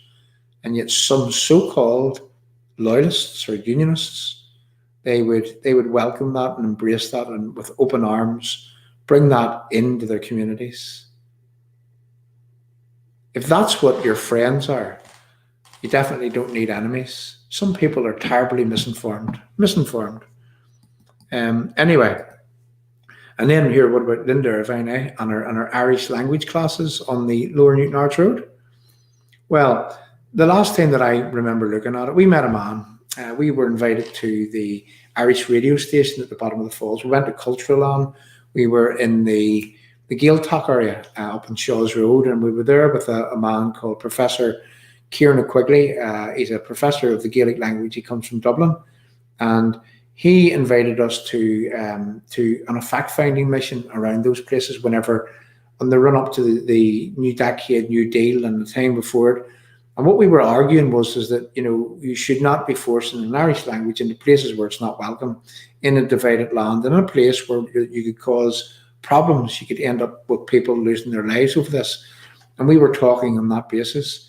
And, you know, whenever we were out and about and around, when we visited the Irish radio station, we met a man from Fermanagh who was there, and he was cutting and he was editing some stuff. And he was telling us that he attended Linda Irvine's place.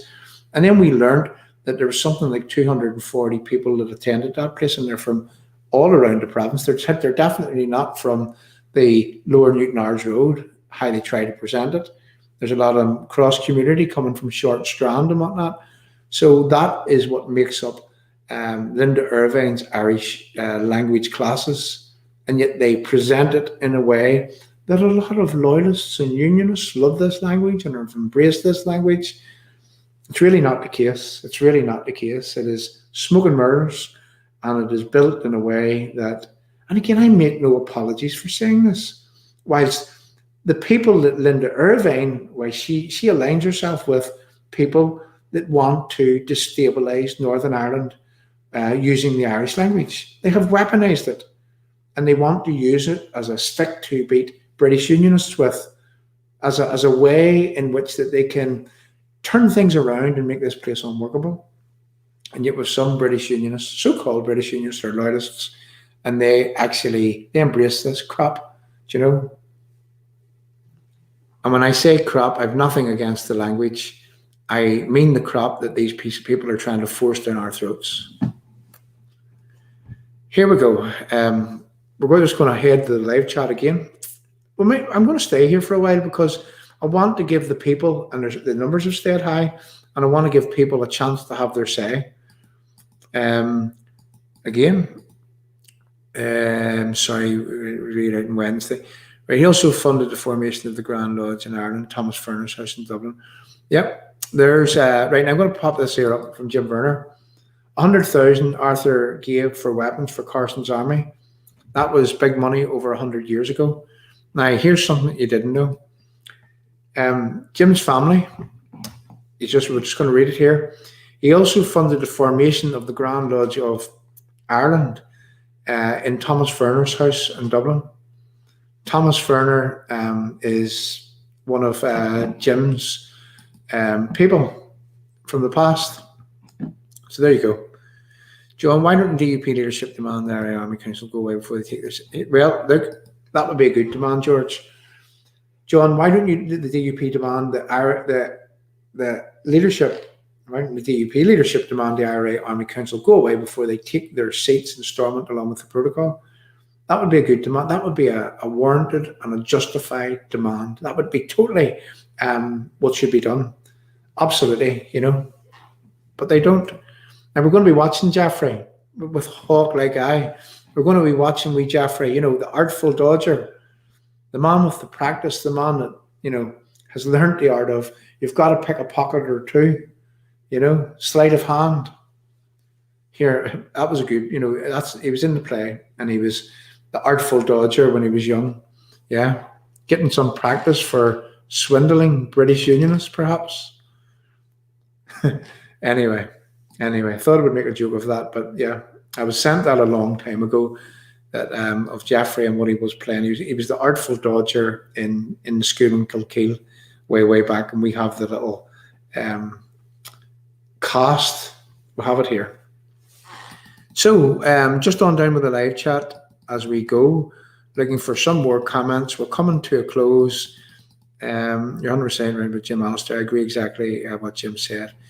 Yeah, William, yeah, look, again, it's the best way to try to explain it is that, you know, the activists in the media, they put some of these politicians behind the 8 ball, and if they answer one way, they're damned, and if they answer another way, then it makes it look to their own community as if they've said something wrong. So we really need to be alert to these things. And again, this is why we need a people-politician partnership, in order that if something like that would happen, well, maybe platforms like this could be explaining, you know, getting out of the starting blocks and explaining what just happened and who that it was that caused that to happen. So yeah, there you go, Bob. The artful dodger picked a pocket or two, still doing it, isn't he? There you go. And again, I think we're coming nearly to the end of the Alex Eason was caught ordering boots online while Stormont here. Yep. Let's see. Just going down. Michelle O'Neill was involved in the again, there's something that must be said. Michelle O'Neill was involved in the RHI.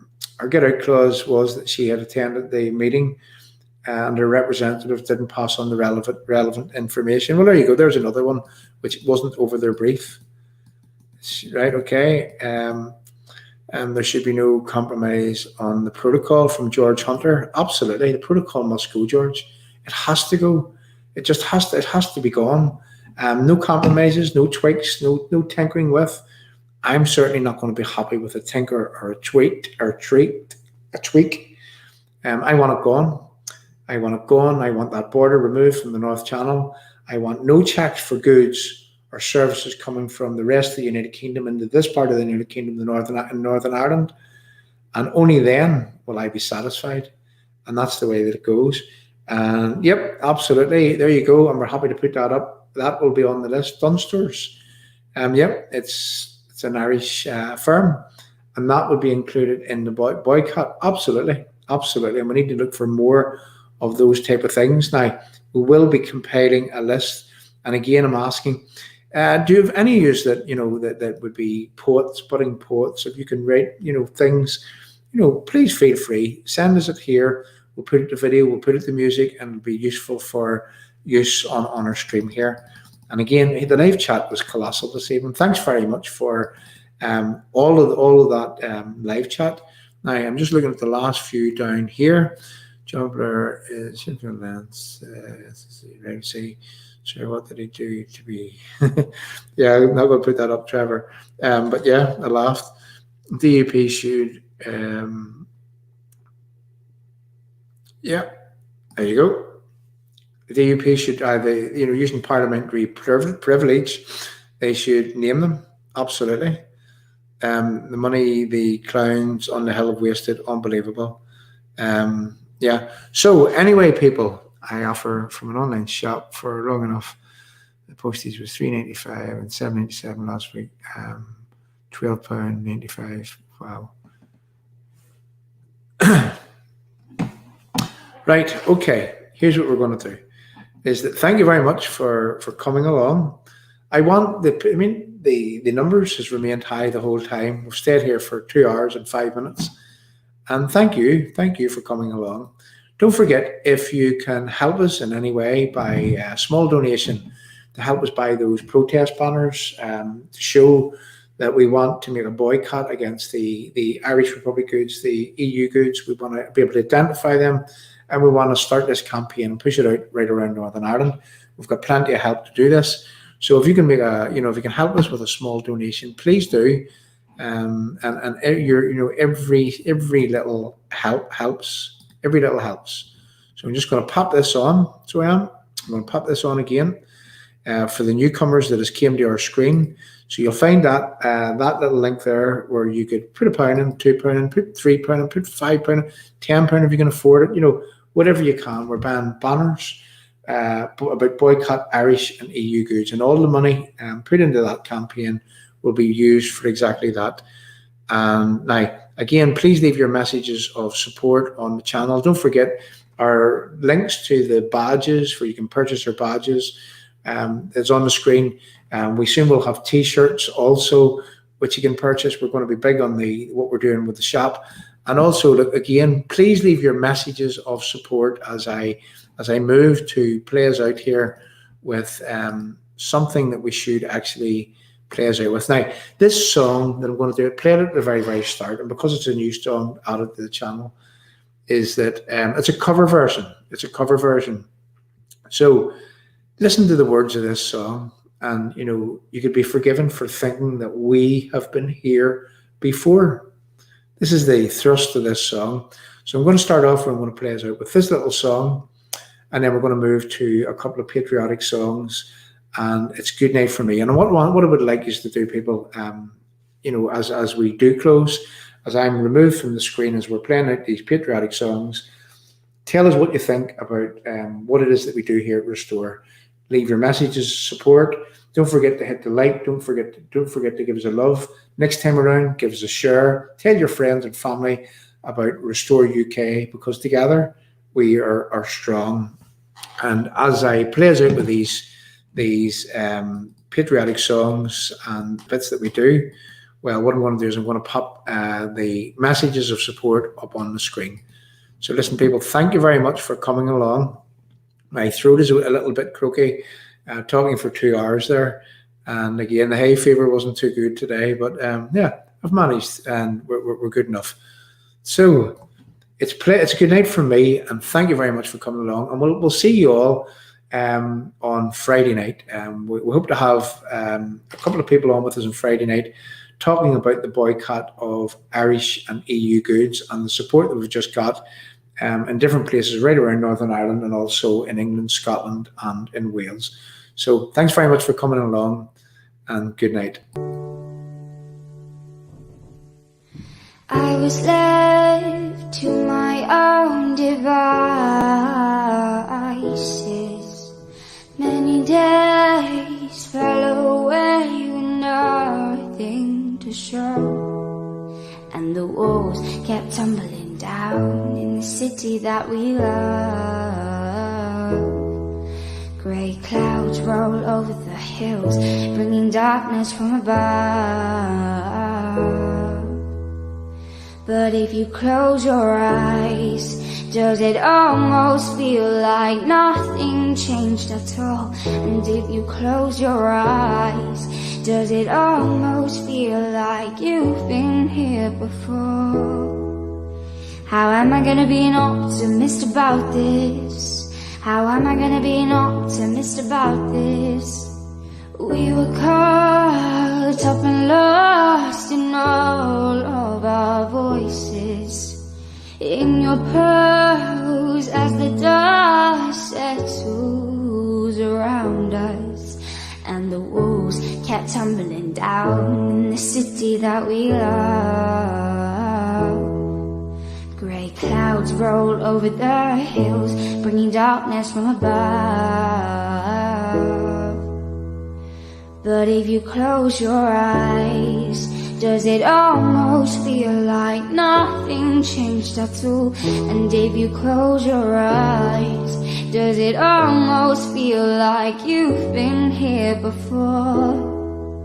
How am I gonna be an optimist about this? How am I gonna be an optimist about this? Oh, where do we begin? The rubble of our sins. Oh, where do we begin? The rubble of our sins. And the walls came tumbling down in the city that we love. Grey clouds roll over the hills, bringing darkness from above. Close your eyes. Does it almost feel like nothing changed at all? And if you close your eyes, does it almost feel like you've been here before? How am I gonna be an optimist about this? How am I gonna be an optimist about this? If you close your eyes, does it almost feel like nothing changed at all? We are searchlights we can see in the dark. We are rockets pointing up at the stars. We are billions of beautiful hearts, and you sold us down the river too far. What about us? What about all the times you said you had the answers? What about us? What about all the broken happy ever afters? Oh, what about us? What about all the plans that ended in disasters? What about love? What about trust? What about us? We are problems that want to be solved. We are children that need to be loved. We were willing, we came when you called.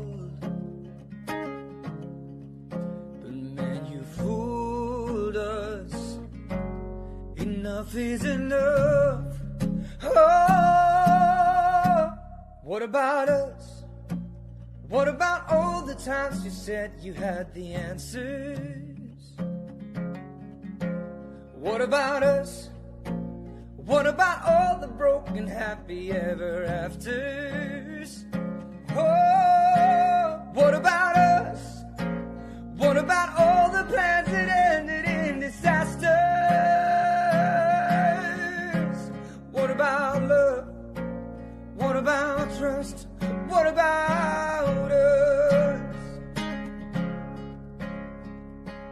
Sticks and stones, they may break my bones, but then I'll be ready. Are you ready? It's the start of us waking up, come on. Are you ready? I'll be ready. I don't want control, I want to let go. Are you ready? I'll be ready. 'Cause now it's time to let them know we are ready. What about us? What about all the times you said you had the answers? What about us? What about all the broken happy ever after? Oh, what about us? What about all the plans that ended in disasters? What about love? What about trust? What about us? What about love? What about trust? What about us?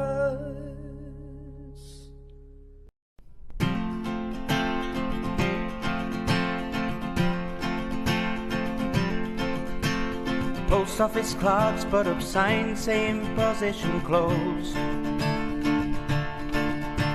The secretaries turn off typewriters and put on their coats. And janitors padlock the gates for security guards to patrol. And bachelors phone up their friends for a drink while the married ones turn on a chat show. And they'll all be lonely tonight and lonely tomorrow.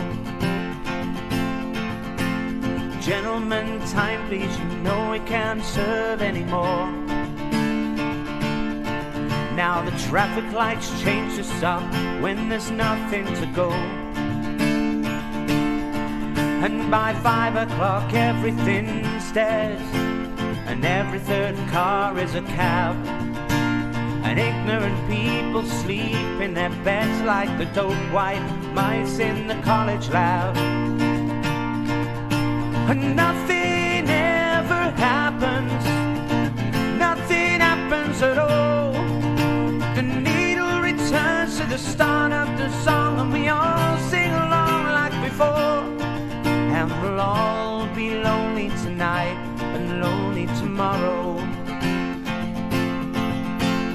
Telephone exchanges click while there's nobody there. The Martians could land in the car park and no one would care. And closed-circuit cameras in department stores shoot the same movie every day. And the stars of these films neither died nor get killed, just survive constant action replay. And nothing ever happens, nothing happens at all. The needle returns to the start of the song, and we all sing along like before. And we'll all be lonely tonight and lonely tomorrow.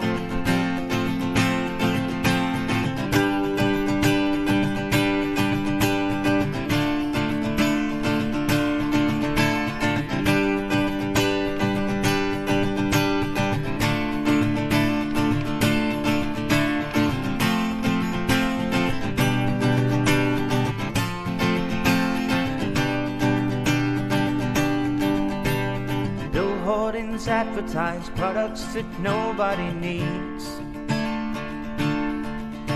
while angry from Manchester writes to complain about all the repeats on TV.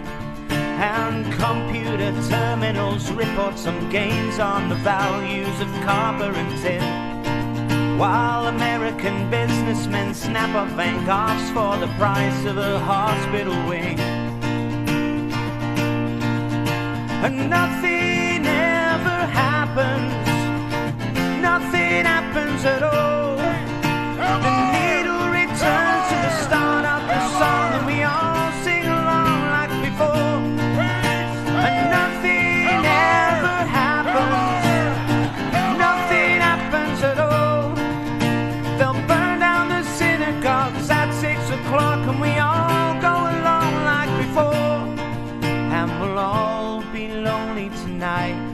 lonely tomorrow. And we'll all be lonely tonight and lonely tomorrow. And we'll all be lonely tonight and lonely tomorrow.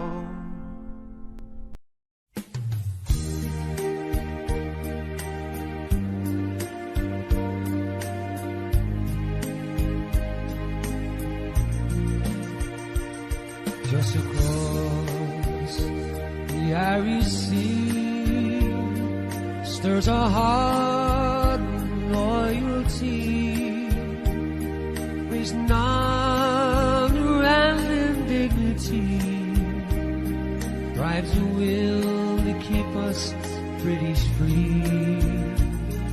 Not alone are we on this journey, for in a land just across the sea is a hand that reaches out of friendship, and a bond that's lasted centuries. And its hands cross the water, reaching out for you and me, for Queen Ulster and for Scotland, help to keep our loyal people free. Let the cry be no surrender, let no one doubt our loyalty, reaching out to the brave red hand of Ulster is the hand across the sea.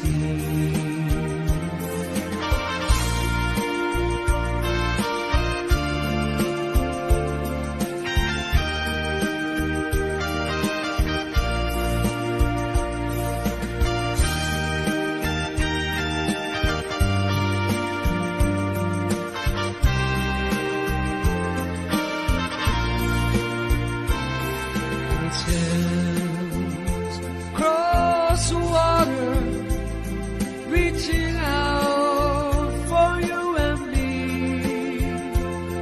for Queen and Ulster and for Scotland, help to keep our loyal people free. Let the cry be no surrender, let no one doubt our loyalty, reaching out to the brave red hand of Ulster is a hand across the sea.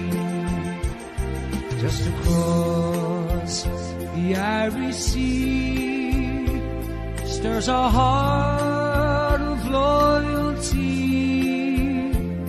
raising honor and indignity, drive the will to keep us British free. Not alone are we on this journey, for in a land just across the sea is a hand that reaches out in friendship, is the hand across the sea, is the hand across the sea, is the hand across the sea.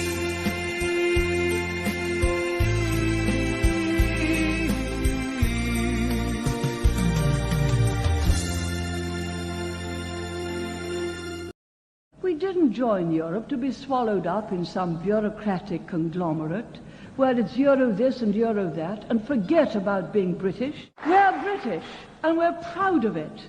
Proud of our traditions, proud of our national character.